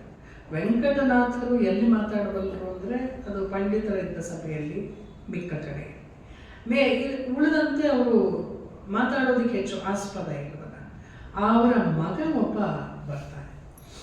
ಅವನು ಏನು ಹೇಳಿಬಿಡ್ತಾನೆ ಅಂದರೆ, ನೋಡಿ ಇಷ್ಟೊಂದು ಜನಕ್ಕೆ ನಾವು ಊಟ ಹಾಕ್ತಾ ಇದ್ದೀವಿ, 100 ಜನಕ್ಕೆ ಗಂಧಾಕ್ಷತೆ ಕೊಡಬೇಕು, ನೀವಿಷ್ಟು ದಷ್ಟಪುಷ್ಟ ಆಗಿದ್ದೀರಿ, ಒಂದು ತಗೊಳ್ಳಿ ಇದನ್ನು ಅಂತ ಹೇಳಿ ಒಂದು ಸಾಣೆಕಲ್ಲು, ಗಂಧದ ಕೊರಡು, ನೀರು ಎಲ್ಲ ಕೊಟ್ಟು ಕೂರಿಸಿ ಗಂಧ ತೆಗೆದೆ ಅಂತ ಹೇಳ್ಬಿಡ್ತು. ಬಹಳ ನೋವಾಗಿತ್ತು ಮನಸ್ಸಿಗೆ, ತುಂಬ ನೋವಾಗಿತ್ತು ಮನಸ್ಸಿಗೆ. ಆದರೆ ಅಯ್ಯೋ ಇದು ಬ್ರಾಹ್ಮಣರ ಸೇವೆ, ಮತ್ತು ಹಾಗೆ ಊಟ ಮಾಡೋದಕ್ಕಿಂತ ಒಂದು ಕೆಲಸ ಮಾಡಿಬಿಟ್ಟು ಊಟ ಮಾಡಿದ್ರಾಯ್ತು ಅಂತ ಹೇಳಿ ಅನ್ಕೋತಾರೆ. ಮನೆಯ ಒಡೆಯ ಎಷ್ಟು ಒಳ್ಳೆಯವನು, ಮಗ ಯಾಕೆ ಹೀಗಿದ್ದಾನೆ ಅಂಥೇಳಿ, ಎಷ್ಟು ಅಸಭ್ಯ ವರ್ತನೆ ಅಲ್ವಾ ಅಂಥೇಳಿ ನೊಂದುಕೊಳ್ತಾರೆ. ಗಂಧ ತೆಗೆಯುವ ಆರಂಭ ಮಾಡ್ತಾರೆ. ನಮ್ಮ ಅಗ್ನಿ ಸೂಕ್ತ, ಅಗ್ನಿ ಸಪ್ತಿಂ ವಾಜಂ ಭರಂ, ಈ ಶ್ಲೋಕ ಅವ್ರ ಬಾಯಿಂದ ಬಂದು ಬಿಡುತ್ತೆ. ಗಂಧ ತೆಗೆಯುವವರೆಗೂ ಅದನ್ನು ಹೇಳಿ ಮುಗಿಸಿ ಕೊಡ್ತಾರೆ. ಆ ಹುಡುಗ ಬಂದ್ಬಿಟ್ಟು, ಇನ್ನು ನಿಮ್ಮ ಪಾರಾಯಣವೇ ಮುಗ್ದಿಲ್ವಾ, ಗಂಧ ಎಷ್ಟೊಂದು ಬೇಕು ಅಂತ ಹೇಳ್ತಾನೆ. ಸರಿ, ಅದನ್ನು ಎತ್ತಿ ಇವರು ತಟ್ಟೆಗೆ ಹಾಕ್ಕೊಡ್ತಾ ಇರ್ತಾರೆ. ಈ ಹೆಣ್ಮಗಳು ಸರಸ್ವತಿ ಬಾಗಿಲಿಗೆ ಬಂದು ನೋಡ್ತಾಳೆ. ಎಂಥ ದೊಡ್ಡ ಗುರುಗಳ ಆಶೀರ್ವಾದ ಇರೋ ವ್ಯಕ್ತಿ, ಇದು ಏನಿದು, ರಾಜರಿಂದ ಪೀಠಾಧಿಪತಿಗಳಿಂದ ಪ್ರೀತಿ ಪಡೆದಂಥ ವ್ಯಕ್ತಿ, ಇಲ್ಲಿ ಇಷ್ಟು ಏನು ವೇದ ವಿದ್ಯಾಪಾರಂಗತರು, ಸಕಲ ಶಾಸ್ತ್ರ ಬಂದಂಥರು, ಹೀಗೆ ಕೂತ್ಕೊಂಡು ಅದು ಕೆಟ್ಟ ಮಾತನ್ನು ಹೀಗೆ ಗಂಧ ತೇಯಿಸೋದ ಅಂತ ಹೇಳಿ ಅವ್ರ ಕಣ್ಣಿಂದ ನೀರು ಬಂದ್ಬಿಡುತ್ತೆ. ಬಹಳ ನೋವಾಗುತ್ತೆ. ನೋಡ್ತಾರೆ ವೆಂಕಟನಾಥರು, ಬಾಯಿ ಮೇಲೆ ಬೆಟ್ಟಿಡ್ತಾರೆ, ಏನು ಮಾತಾಡಬಾರ್ದು ಅಂತ ಹೇಳಿ. ಸರಿ, ಆಕೆ ವಾಪಸ್ ಅದೇ ಒಳಗಡೆ ಹೋಗಿ ಕೂತ್ಕೊತಾರೆ. ಗಂಧಾಕ್ಷತೆ ಸಿದ್ಧ ಆಯಿತು, ಎಲ್ರಿಗೂ ಕೊಟ್ಟ ಒಂದು ಹಚ್ಕೊಂಡ 1-2 ನಿಮಿಷದಲ್ಲಿ ಎಲ್ಲರ ದೇಹ ಉರಿಯೋಕೆ ಆರಂಭ ಆಯಿತು. ಎಲ್ಲರೂ ಬೆಂಕಿ ಪ್ರಾಣ ಹೋಗ್ತಾ ಇದೆ ಅಂತ ಹೇಳಿ ಚೀತ್ಕಾರ, ಬೊಬ್ಬೆ ಎಲ್ಲ ಆರಂಭ ಆಗೋಯ್ತು. ಕೊನೆಗೆ ಆ ಮನೆ ಯಜಮಾನ ಬರ್ತಾರೆ, ಯಾರು ಗಂಧ ತೆಗೆದಿತ್ತು ಅಂದಾಗ ಅವರನ್ನು ಹೇಳ್ತಾರೆ, ಹೀಗೇನೋ ಒಬ್ಬ ನನ್ನ ಮಗ ಮುಕುಂದ ತೆಗೆಸಿದ್ದು, ಯಾರ ಹತ್ರ ತೆಗೆಸಿದ್ಯೋ ಅಂದಾಗ ಅವನೊಬ್ಬ ಬಂದಿದ್ದಾನಲ್ಲ ಅವನ ಹತ್ರ ತೆಗೆಸಿದೆ ಅಂತ ಹೇಳ್ತಾರೆ. ಇವ್ರು ಬಂದು ನೋಡಿದ್ರೆ ಇವರು ವೆಂಕಟನಾಥ ಸ್ವಾಮಿ ಹೀಗಾಗ್ತಾ ಇದೆ, ಇದೇನಾಯಿತು ಅಂತ ಕೇಳಿದಾಗ ವೆಂಕಟನಾಥ ಹೇಳ್ತಾರೆ, ಏನೆಲ್ಲ ಗಂಧ ತೆಗಿಬೇಕಾದ್ರೆ ನಾನು ಅಗ್ನಿ ಸೂಕ್ತ ಹೇಳಿದೆ, ಅದರ ಪ್ರಭಾವ ಹೀಗಿದೆ ಅಂತ ಹೇಳಿ ಕಾಣುತ್ತೆ. ಒಂದು ಕೆಲಸ ಮಾಡಿ ನನಗೆ ಸ್ವಲ್ಪ ದೇವರ ತೀರ್ಥ ತಗೊಂಬಂದು ಕೊಡಿ ಅಂತ ಹೇಳಿ ಅರ್ಘ್ಯ ಪಾತ್ಯದಲ್ಲಿ ಗಂಧ ಹಾಕಿ ಮತ್ತೆ ವರುಣದೇವತಾಯುಕ್ತವಾದ ಮಂತ್ರಗಳನ್ನು ಹೇಳಿ ಮತ್ತೆ ತೆಗೆದು ಕೊಡ್ತಾರೆ. ಅದನ್ನು ತೆಗೆದು ಕೊಟ್ಟು ಇದನ್ನು ಹಚ್ಕೊಳಕ್ಕೆ ಹೇಳಿ ಭದ್ರಂಕರಣೆ ಮಂತ್ರವನ್ನು ಕೊನೆಗೆ ಹೇಳಿ ಕೊಡ್ತಾರೆ. ಆಗ ಅದನ್ನು ಅವರು ಪಾರಾಯಣ ಮಾಡ್ತಿದ್ದಾಗಲೇ ಉರಿ ಕೆಳಗೆ ಬಂದ್ಬಿಡು. ಇದನ್ನು ಕೊಟ್ಟ ತಕ್ಷಣ ಆ ಗಂಧ ಹಚ್ಕೊಂಡ ತಕ್ಷಣ ಅಲ್ಲಿ ಹಚ್ಕೊಂಡು ಅವ್ರು ಹೇಳ್ತಾರೆ, ಇಷ್ಟು ಶೀತಲವಾದ ಗಂಧವನ್ನು ನಾವು ಜನ್ಮದಲ್ಲೂ ಹಚ್ಕೊಂಡಿರಲಿಲ್ಲ ಅಂತ ಹೇಳಿ. ಯಾರಿವರು ಅಂದಾಗ ಅದು ಒಳಗಡೆ ಕೂತಿದ್ದ ಒಬ್ಬರು ವೃದ್ಧರು ಹೊರಗೆ ಬಂದು ಬಗ್ಗ ನೋಡ್ತಾರೆ, ಯಾರಿದನ್ನು ಮಾಡಿದ್ದು ಅಂಥೇಳಿ. ಅಯ್ಯೋ, ಇವರ ವೆಂಕಟನಾಥಾಚಾರ್ಯರು, ಇವ್ರು ನಿಮಗೆ ಪರಿಚಿತರ ಅಂದಾಗ ಅವರು ಬಯಲು ಶುರು ಮಾಡ್ತಾರೆ, ಎಂಥ ಪಾಪಿಗಳು ನೀವು. ಯಾಕೆ ಅಂದರೆ ಇವರು ವೆಂಕಟನಾಥಾಚಾರ್ಯರು ವಿಜಯೇಂದ್ರ ಗುರುಗಳ, ಸುಧೀಂದ್ರ ಗುರುಗಳಿಗೆ ಬಹಳ ಬೇಕಾದವರು. ಮತ್ತು ವಿದ್ವತ್ಸಭೆಗಳಲ್ಲಿ ವಾಕ್ಯಾರ್ಥ ಮಾಡಿ ಅದು ಎಷ್ಟು ಜನ ಪಂಡಿತರನ್ನ ಮೆಚ್ಚುಗೆ ಗಳಿಸಿದ್ದಾರೆ. ವೀಣಾವಾದನವಂತೂ ಹೇಳೋದಕ್ಕೆ ಸಾಧ್ಯವಿಲ್ಲ. ಅಂಥವರ ಕೈಯಲ್ಲಿ ಗಂಧ ತೇಯಿಸಿ ಅದನ್ನು ನಾವು ಮೈ ಮೇಲೆ ಹಚ್ಕೊಳ್ಳೋದು ಮಾಡಿಬಿಟ್ರಲ್ಲ ಅಂತ ಹೇಳಿ ಪೂರ್ತಿಯಾಗಿ ಅವ್ರ ಬಗ್ಗೆ ಹೇಳಿದ್ರು. ಪಾಪ ಮನೆ ಒಡೆಯ, ನಮಗಿದೇನು ಗೊತ್ತಿಲ್ಲ ಸ್ವಾಮಿ, ದಯವಿಟ್ಟು ಕ್ಷಮಿಸಿ ಎಂದಾಗ ಅವರು ಹೇಳ್ತಾರೆ, ಏನೂ ಇಲ್ಲ, ಇವರು ನಿಮ್ಮ ಗುರುಪುತ್ರರು, ನಿಮಗೆ ಪಾಠ ಮಾಡಿದವರು ತಿಮ್ಮಣ್ಣಾಚಾರ್ಯರು, ಅವ್ರ ಮಗ ಇವರು ಅಂದ ತಕ್ಷಣ ಆ ಮನೆ ಒಡೆಯಂಗೆ ಅನ್ಸುತ್ತೆ, ನಿಮ್ಮ ತಂದೆಗಳ ಶಿಷ್ಯ ಕುಂಭಕೋಣಂ ಮಠದಲ್ಲಿ ನಾನು ಗುರುದಕ್ಷಿಣೆ ನನ್ನ ಗುರುಗಳಿಗೆ ಕೊಡೋಕ್ಕಾಗಲಿಲ್ಲ ಅನ್ನೋ ಒಂದು ಕೊರಗಿತ್ತು, ನೀವು ಬಂದು ಅದನ್ನೂ ನನ್ನಿಂದ ಬಿಡಿಸ್ಬಿಟ್ರಿ ಅಂತ ಹೇಳಿ ಅವರಿಬ್ಬರನ್ನು ಮಳೆಯ ಮೇಲೆ ಕೂರಿಸಿ ದಂಪತಿ ಪೂಜೆಯನ್ನು ಮಾಡಿ ಮತ್ತೆ ಸತ್ಕಾರ ಮಾಡ್ತಾರೆ. ಆವಾಗ ಸರಸ್ವತಿ ಹೇಳ್ತಾರೆ, ನನಗೆ ಬಹಳ ಸಂಕಟ ಆಗಿಬಿಟ್ಟಿತ್ತು ಅಂತ. ಅದಕ್ಕೆ ಅವರು ಹೇಳ್ತಾರೆ, ಸಾಧ್ವಿಯರ ಕಣ್ಣಿಂದ ನೀರು ಬಂದುಬಿಟ್ರೆ ಅದು ಇಂಥದನ್ನೆಲ್ಲ ಮಾಡಿಬಿಡುತ್ತೆ. ನಾನು ಮಾಡಿದ ಪವಾಡ ಅಲ್ಲ ಇದು. ಹಾಗಾಗಿ ನೀನು ಒಂದೊಂದು ಹನಿ ನೀರು ಏನು ಬಿತ್ತಲ್ಲ, ಗಂಧವೂ ಉರಿಯುವ ಹಾಗೆ ಮಾಡ್ತು ಅದನ್ನು. ಇದು ನಾನು ಮಾಡಿದ್ದಲ್ಲ ಅಂದಾಗ ಖಂಡಿತ ಇಲ್ಲ. ನೀವು ನೊಂದು ಸೂಕ್ತ ಹೇಳಿದ್ರಲ್ಲ, ಅದು ಏನು ಬೇಕಾದ್ರೂ ಮಾಡುತ್ತೆ ಅಂತ ಹೇಳಿ ಕೊನೆಗೆ ಏನು ಮಾಡ್ತಾರೋ ಅಂದರೆ, ಏನು ಕೊಟ್ಟಿದ್ರು ಅದನ್ನು ಬಂದ ಅಷ್ಟು ಬ್ರಾಹ್ಮಣರು ಯಾರು ಊಟಕ್ಕೆ ಕೊಟ್ಟಿದ್ರು ಹಂಚಿಬಿಡ್ತಾರೆ. ಸರಸ್ವತಿ ಕೇಳ್ತಾರೆ, ನಮ್ಮೊಂದು ಪ್ರಶ್ನೆ ನಿಮಗೆ, ಇದೆಲ್ಲ ಅವರು ಸತ್ಕಾರ ಮಾಡಿದ್ದು ಸರಿ, ಅದೆಲ್ಲವನ್ನು ಹಂಚಿಬಿಟ್ರಲ್ಲ ಯಾಕೆ ಅಂದರೆ, ನೋಡು ಸರಸ್ವತಿ, ಇದು ಮಂತ್ರ ಸಿದ್ಧಿಯಾಗಿತ್ತು, ಎಲ್ಲ ಸರಿ ಒಪ್ಕೊಳ್ತೀನಿ. ಈ ಸಿದ್ಧಿ ನನಗಿದೆ ಅಂತ ಹೇಳಿ ನಾನೇನಾದರೂ ಆ ಹಣ ತಗೊಂಡ್ಬಿಟ್ಟಿದ್ದಿದ್ರೆ ದೈವಕ್ಕೆ ದ್ರೋಹ ಬಗೆದಂಗೆ ಆಗ್ತಾ ಇತ್ತು. ಇದು ಮಂತ್ರ ನನ್ನದಲ್ಲ, ಮಂತ್ರ ದೇವತೆಗಳು ಅದನ್ನು ಅನುಗ್ರಹ ಮಾಡಿದ್ದಾರೆ. ಹಾಗಾಗಿ ಅದರಿಂದ ಏನು ಬಂತು ಅದನ್ನು ನಾನು ಇಟ್ಕೊಳಕ್ಕೆ ಕೊಟ್ಟು ಬಿಡಬೇಕು. ಇದು ಅವರು ಅಪರಾಧ ಕಾಣಿಕೆ ಅಂತ ಹೇಳಿ ಹೇಳಿದರು. ಅದು ನಮ್ಮಪ್ಪ ಮಾಡಿದ ದೊಡ್ಡ ಸಂಗತಿ. ಆದ್ದರಿಂದ ನಾನು ಏನನ್ನೂ ದೈವಿಕ ಶಕ್ತಿಯನ್ನು ಸ್ವಾರ್ಥಕ್ಕೆ ಬಳಸೋಕ್ಕೆ ಸಾಧ್ಯವೇ ಇಲ್ಲ. ಅದು ದೈವದ್ರೋಹ ಆಗುತ್ತೆ. ಈ ಸಿದ್ಧಿ ಇತ್ತು ಅಂತಲೇ ಇಟ್ಕೊಳ್ಳೋಣ. ಅದು ಏನಿದ್ರು 4 ಜನಕ್ಕೆ ಉಪಯೋಗಕ್ಕೆ ಬರಬೇಕೇ ಹೊರತು ಸ್ವಾರ್ಥಕ್ಕೆ ಬಳಕೆ ಆಗಬಾರ್ದು. ಅರ್ಥ ಆಯ್ತಾ ಅಂದಾಗ ಸರಸ್ವತಿಗೆ ಗಂಡ ಎಷ್ಟು ದೊಡ್ಡವರು ಅಂತ ಹೇಳಿ ಅರ್ಥ ಆಗುತ್ತೆ. ಹೀಗೆ ಈ ಕಥೆ ಮುಂದುವರಿಯುತ್ತೆ. ಅಂದರೆ ಬಹಳ ವಿಸ್ತಾರವಾದಂತಹ ಕಥಾನಕ.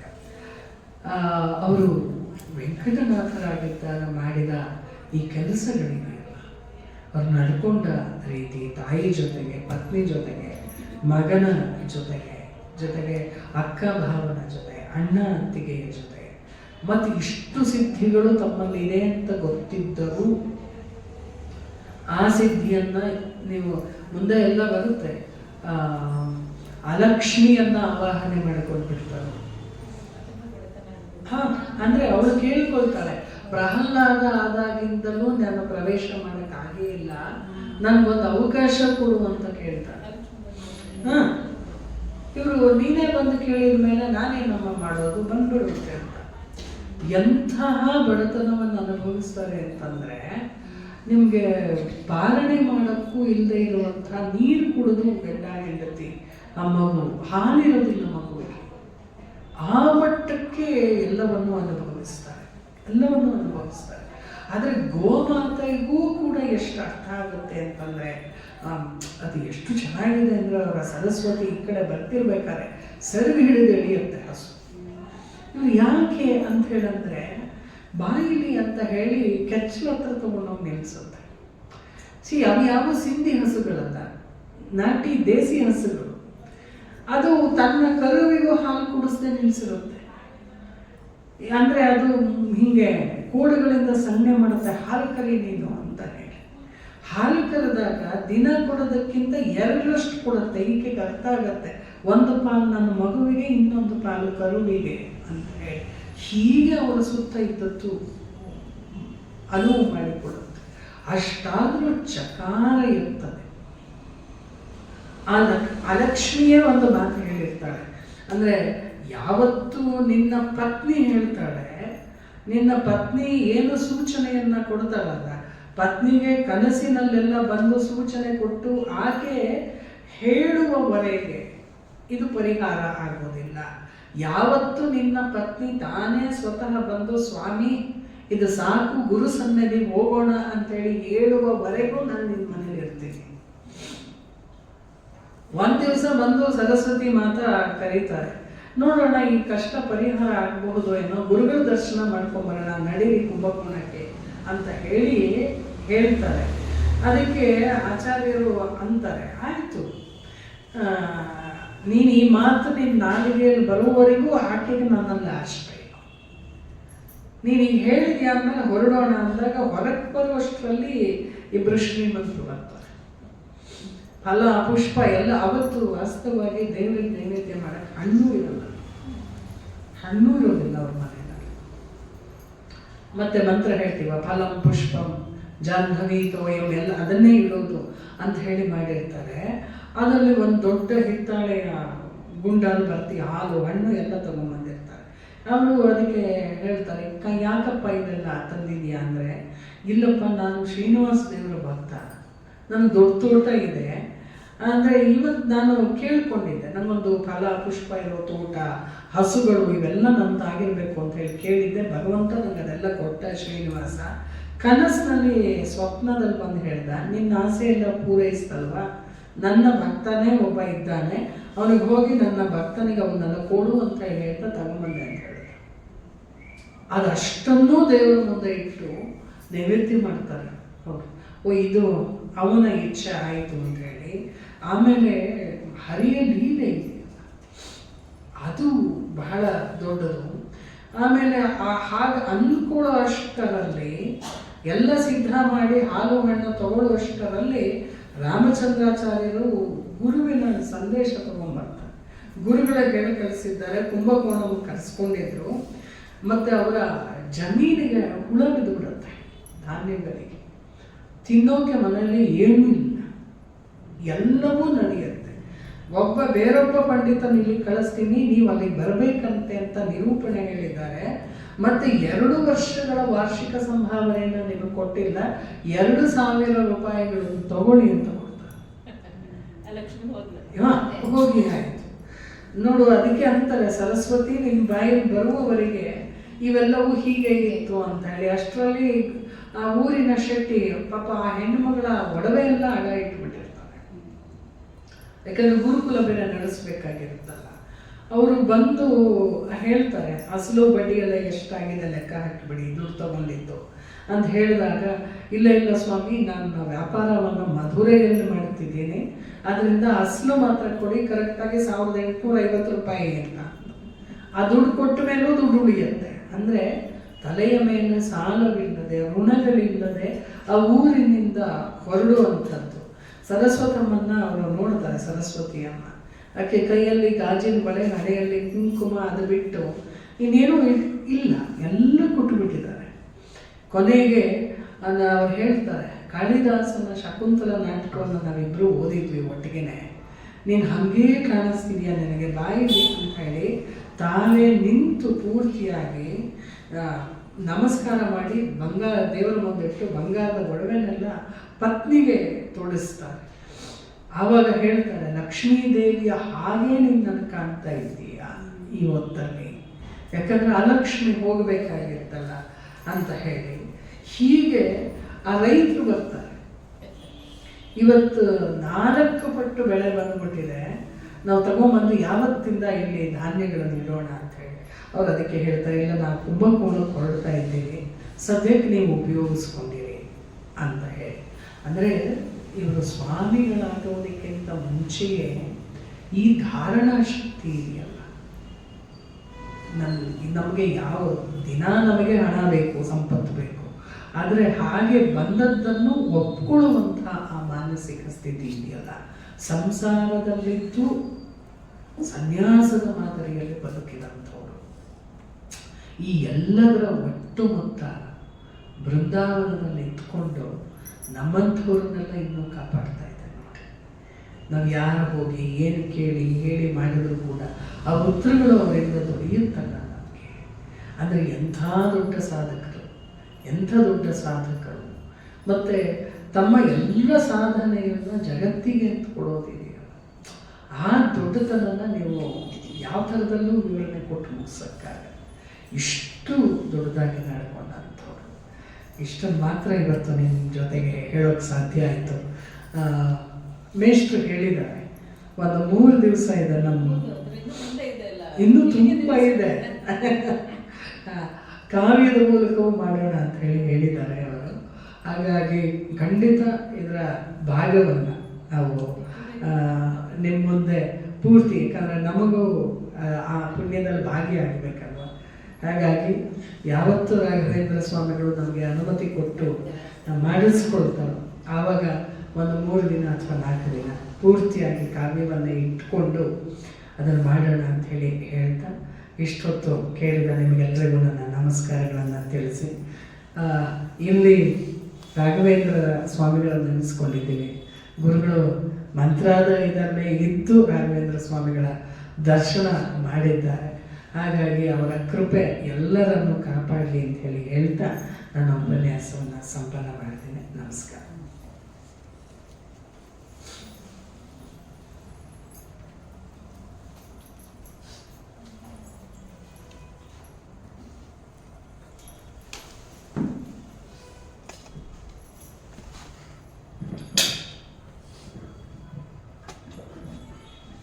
ಬ್ರಹ್ಮಾನಂದಂ ಸಹಜಾನಂದಕ್ಕೆ ಯೋಗಿವರ್ಯಂಚ ಶ್ರೀ ಚಿಕ್ಕಲಿಂಗಣ್ಣಾಖ್ಯಂ ನಮಾಮಿ ಭಕ್ತ್ಯಾ ಗುರುತ್ರಯಂ ಸತತ ಸರ್ವದಾ ತತ್ವದಾತಾರಂ ದಾತಾರಂ ಜ್ಞಾನ ಸಂಪನ್ನಂ ಲಿಂಗಣ್ಣಾಖ್ಯಂ ಗುರು ವಂದೇ ಸರ್ವಕಲ್ಯಾಣ ಭಾಜನಂ.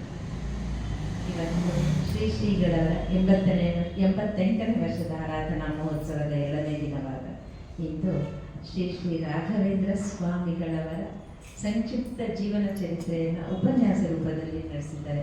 ಇವತ್ತು ವಾಚನ ವ್ಯಾಖ್ಯಾನ ಆಗಬೇಕಾಗಿತ್ತು. ಗುರುಗಳ ಕೃಪೆ ಹೇಗಿರುತ್ತೆ ನೋಡಿ, ಅದು ಯಾವ ರೂಪದಲ್ಲಿ ಕೊಡಬೇಕನ್ನೋದನ್ನು ಅವರು ಡಿಸೈಡ್ ಮಾಡಿರ್ತಾರೆ.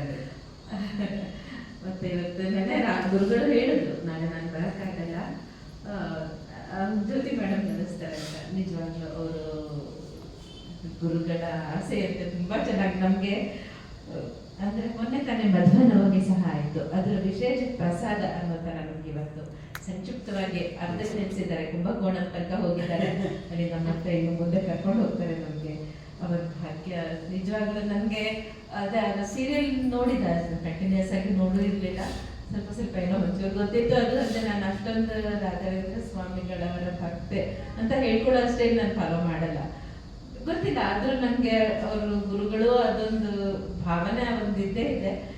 ಅದು ಗುರುಗಳ ಕೃಪೆನೆ ಆ ಒಂದು ಸಿಕ್ತು. ನನಗೆ ತುಂಬ ಖುಷಿ ಆಯಿತು. ನನಗೆ ಇದರ ಮುಂದಿನ ಭಾಗ ನಿಜವಾಗ್ಲೂ ನೀವು ನಮ್ಗೆ ತಿಳಿಸ್ಕೊಡ್ಲೇಬೇಕು ಅಂತ ತುಂಬ ಪ್ರಾರ್ಥನೆ ಮಾಡ್ತಾ ಇದ್ದೀನಿ. ಮತ್ತೆ ನಮ್ಮಲ್ಲಿ ಹೇಗೆ ಅಂದರೆ, ಈ ಗುರು ಅನ್ನುವಂಥ ಒಂದು ಶಕ್ತಿ ಬೇರೆ ಬೇರೆ ರೂಪದಲ್ಲಿ ಪ್ರಕಟ ಆಗುತ್ತೆ, ಬೇರೆ ಬೇರೆ ರೂಪದಲ್ಲಿ. ಆಮೇಲೆ ನಾವು ಯಾರಿಗೆ ಶಿಷ್ಯರಾಗಿರ್ತೀವಿ ಅದು ಕೂಡ ಸಕಾರಣವೇ. ಅಂದರೆ ಯಾವುದೋ ಒಂದು ಸಂಬಂಧ ಏನೋ ಒಂದರಿಂದ ನಾವು ಯಾವುದೋ ಒಂದು ಮಾರ್ಗಕ್ಕೆ ನಾವು ದಾಖಲಾಗಿರ್ತೀವಿ. ಆದರೆ ಈ ಪರಂಪರೆ ಹೇಗೆ ಅಂದರೆ, ನಮ್ಮ ದೇಶದ್ದು ನಮ್ಮ ಬೆನ್ನ ಹಿಂದೆ ಇಟ್ಕೊಂಡು ನಮ್ಮನ್ನು ಒಂದಲ್ಲ ಒಂದು ಗುರುವಿನ ಪಾದದ ಹತ್ರ ನಮ್ಮನ್ನು ಸೇರಿಸಿ, ಯಾಕಂದರೆ ಇದು ಗುರುವಿನ ಪಾದಕ್ಕೆ ಸೇರದಲ್ಲೇ ನಾವು ಸರಿಯಾಗಕ್ಕಾಗಲ್ಲ, ಆಗೋದೇ ಇಲ್ಲ. ಆದರೆ ಎಲ್ಲಿ ನಮಗೆ ಯಾವುದು ಹತ್ತಿರ ಇದೆ, ನಮ್ಗೆ ಯಾವುದು ದಕ್ಕತ್ತೆ ಅಂತ ನೋಡಿ ಅಲ್ಲಿಗೆ ಸೇರಿಸಿ ನಮ್ಮನ್ನು ಕಾಪಾಡ್ತಾರೆ. ಎಲ್ಲರೂ ಅದನ್ನು ಅವರೇ ಮಾಡ್ತಾರೆ. ಹಾಗಾಗಿ ಎಲ್ಲ ಯತಿಗಳೂ ಕೂಡ ಆ ಕೆಲಸವನ್ನು ಗುರು ಪರಂಪರೆ, ಯಾಕೆಂದರೆ ಎಷ್ಟು ದೊಡ್ಡದು ಅಂದರೆ, ಒಂಥರ ಈ ಅಮ್ಮ ಸೀರೆಯ ಸರಗಲ್ಲಿ ಮಕ್ಕಳನ್ನು ಹೇಗೆ ಮುಚ್ಚಿಡ್ತಾಳೋ ಆ ಮಟ್ಟಕ್ಕೆ ನಮ್ಮನ್ನು ಕಾಪಾಡುವಂಥದ್ದು. ಹಾಗಾಗಿ ಯಾರಿಗೆ ಯಾವಾಗ ಎಲ್ಲಿ ಯಾರನ್ನ ಪರಿಚಯಿಸಬೇಕು ಅನ್ನೋದಿದೆಯಲ್ಲ, ಅದು ಅವ್ರಿಗೆ ಬಿಟ್ಟಂತಹ ನಿರ್ಧಾರ ಮತ್ತು ಅದು ಅವ್ರಿಗೆ ಮಾತ್ರ ಅರ್ಥ ಆಗುವಂಥದ್ದು. ನಮ್ಮ ಲೆಕ್ಕಾಚಾರಗಳಿಗೆ ಅದು ತಕ್ಕುವುದೇ ಖಂಡಿತ. ಯಾಕಂದರೆ ನಾನೇ ಟ್ರಾವೆಲ್ ಮಾಡ್ತೀನಿ ಉತ್ತರ ಕರ್ನಾಟಕ ತುಂಬ, ರಾಯಚೂರು, ಬಳ್ಳಾರಿ ಎಲ್ಲ ಕಡೆಗೆ ಹೋಗ್ತೇವೆ. ಮಂತ್ರಾಲಯಕ್ಕೆ ಹೋಗೋಕ್ಕಾಗಲ್ಲ, ಹಾಗೇ ಇರಲಿಲ್ಲ. ಆದರೆ ಬಹಳ ವಿಶೇಷವಾದ ರೀತಿಯಲ್ಲಿ ಕರೆಸ್ಕೊಂಡು, ಬಹಳ ವಿಶೇಷವಾದ ಕ್ರಮದಲ್ಲಿ ಕರೆಸ್ಕೊಂಡು ಇಡೀ ಮಂತ್ರಾಲಯ, ಬೃಂದಾವನ, ಅದರ ಒಳಗಡೆ ಇರುವ ತಾಳಪತ್ರಗಳು ಎಲ್ಲವನ್ನೂ ತೋರಿಸುವ ಒಂದು ವ್ಯವಸ್ಥೆ ಮಾಡಿದಂಥ ಒಂದು ವಿಶೇಷ ಅನುಭವವನ್ನು ಅವರೇ ಕೊಟ್ಟರು, ಅವರೇ ಕರುಣಿಸಿದ್ದದು. ಅಂದರೆ ಆ ಯೋಚನೆ ಬರುವಷ್ಟು ಯೋಗ್ಯತೆ ಬರುವವರೆಗೆ ನಮ್ಮಲ್ಲಿ, ಯಾಕಂದರೆ ಈ ಜಾಗಗಳನ್ನೆಲ್ಲ ನಾವು ಟ್ರಿಪ್ ಅಂತ ಅಂದ್ಕೊಳ್ಳೋಕೆ ಆಗದೇ. ಮತ್ತು ಅವರು ಹಾಗೆ ಕರೆಸ್ಕೊಳ್ಳುವವರೆಗೆ ಅದನ್ನೇ ಹೇಳಿದ್ದು, ಮೂಲರಾಮನ ಸೇವೆಯಿಂದ ಹಿಡಿದು ಪ್ರತಿಯೊಂದನ್ನು ಮಾಡಿಸೋದು. ಇದು ಎಂಥ ಅನುಭವವನ್ನು ಕೊಡುತ್ತೆ ಅಂದರೆ, ನಾವು ಒಂದಷ್ಟು ಕ್ಲಾಸ್ಗಳು ಪಾಸ್ ಆದ್ಮೇಲೆ ಕರ್ಕೊಂಡು ಮುಂದಿನ ಕ್ಲಾಸಿಗೆ ಕರ್ಕೊಂಡು ಹೋಗ್ತಾರಲ್ಲ ಆ ಮಾದರಿಯಲ್ಲಿ. ಹಾಗಾಗಿ ಇದು ನಮಗೂ ಕೂಡ ಅಂಥದ್ದೊಂದು ಆಸೆ ಇದೆ, ಮೇಷ್ಟ್ರಿಗೂ ಇದೆ. ಆದ್ದರಿಂದ ಇದರ ಭಾಗವನ್ನು ನಾವು ಖಂಡಿತ ಮುಂದುವರಿಸ್ತೇವೆ. ಆ ಶಕ್ತಿ ಅವರೇ ಕೊಡ್ತಾರೆ. ಅಂದ್ರೆ ನಾನು ಫಾಲೋ ಮಾಡಲ್ಲ ಅನ್ನೋದನ್ನು ಫಾಲೋ ಮಾಡೋ ಥರ ಮಾಡಿಸ್ತಾರೆ. ಅಲ್ಲ, ಇಲ್ಲಿ ಮಾಡ್ತೀರಿ ಮಾಡಲ್ಲ ಅಂತ ಅನ್ಕೊಳ್ಳೋದು ಎಲ್ಲವೂ ಒಂದೇ, ಎಲ್ಲವೂ ಒಂದೇ. ಹೆಸರುಗಳನ್ನು ಮಾತ್ರ ನಾವು ಬೇರೆ ಬೇರೆ ಕರೆದಿರ್ತೀವಿ ಅಷ್ಟೇ. ಬಟ್ ಗುರು ಕೃಪೆ ಅಂದ್ರೆ ಏನಂದ್ರೆ ಪರಿಚಯ ಮಾಡಿಸ್ತಾರೆ. ಅದು ಮಾತ್ರ ತುಂಬಾ ದೊಡ್ಡದು. ಈಗ ನೆನೆಸ್ಕೊಂಡ್ರೆ ಒಂದಲ್ಲ ಒಂದು ಸಂದರ್ಭದಲ್ಲಿ ಅವರು ನೆನಪಾಗ್ಬಿಡ್ತಾರೆ. ಈ ವೀಣಾ ಬಂದ ತಕ್ಷಣ ಬೆಲಗೂರು ಅವಧೂತ್ರ ನೆನಪಾಗೋದು, ಅವರು ಮಾಡ್ತಾ ಇದ್ದ ರೀತಿ. ಒಂದ್ಸರಿ ಅಂತೂ ನನಗೆ ಕಾಲು ಹೇರ್ಲೈನ್ ಫ್ರಾಕ್ಚರ್ ಆಯಿತು, ಹಠಕ್ಕೆ ಬಿದ್ದುಬಿಟ್ರು. ಫೋನ್ ಮೇಲೆ ಫೋನ್ ಮಾಡಿ ಮಾತಾಡಿ ನೀನು ಬಾ ಅಂತ ನನಗೆ ರಜಾ ಹಾಕಿ ಮನೇಲಿದ್ದೆ. ಟ್ರಾವೆಲ್ ಮಾಡಿ ಅಲ್ಲಿ ಆ ಜನದ ಮಧ್ಯೆ ನಡ್ಕೊಂಡು ಓಡಾಡೋದು ಹೆಂಗೆ. ಬಟ್ ಅವ್ರು ಸೇವೆ ಮಾಡಿಸ್ಕೊಂಡ್ರು. ಇವತ್ತಿನವರೆಗೂ ಅರ್ಥ ಆಗಿಲ್ಲ ಯಾವ ಕಾರಣಕ್ಕೆ ಅಂತ, ಖಂಡಿತ ಆಗಿಲ್ಲ. ಹಾಗಾಗಿ ಅರ್ಥ ಆಗುತ್ತೆ ಅಂತಲೂ ಏನಿಲ್ಲ, ಅರ್ಥ ಆಗಬೇಕಾಗೂ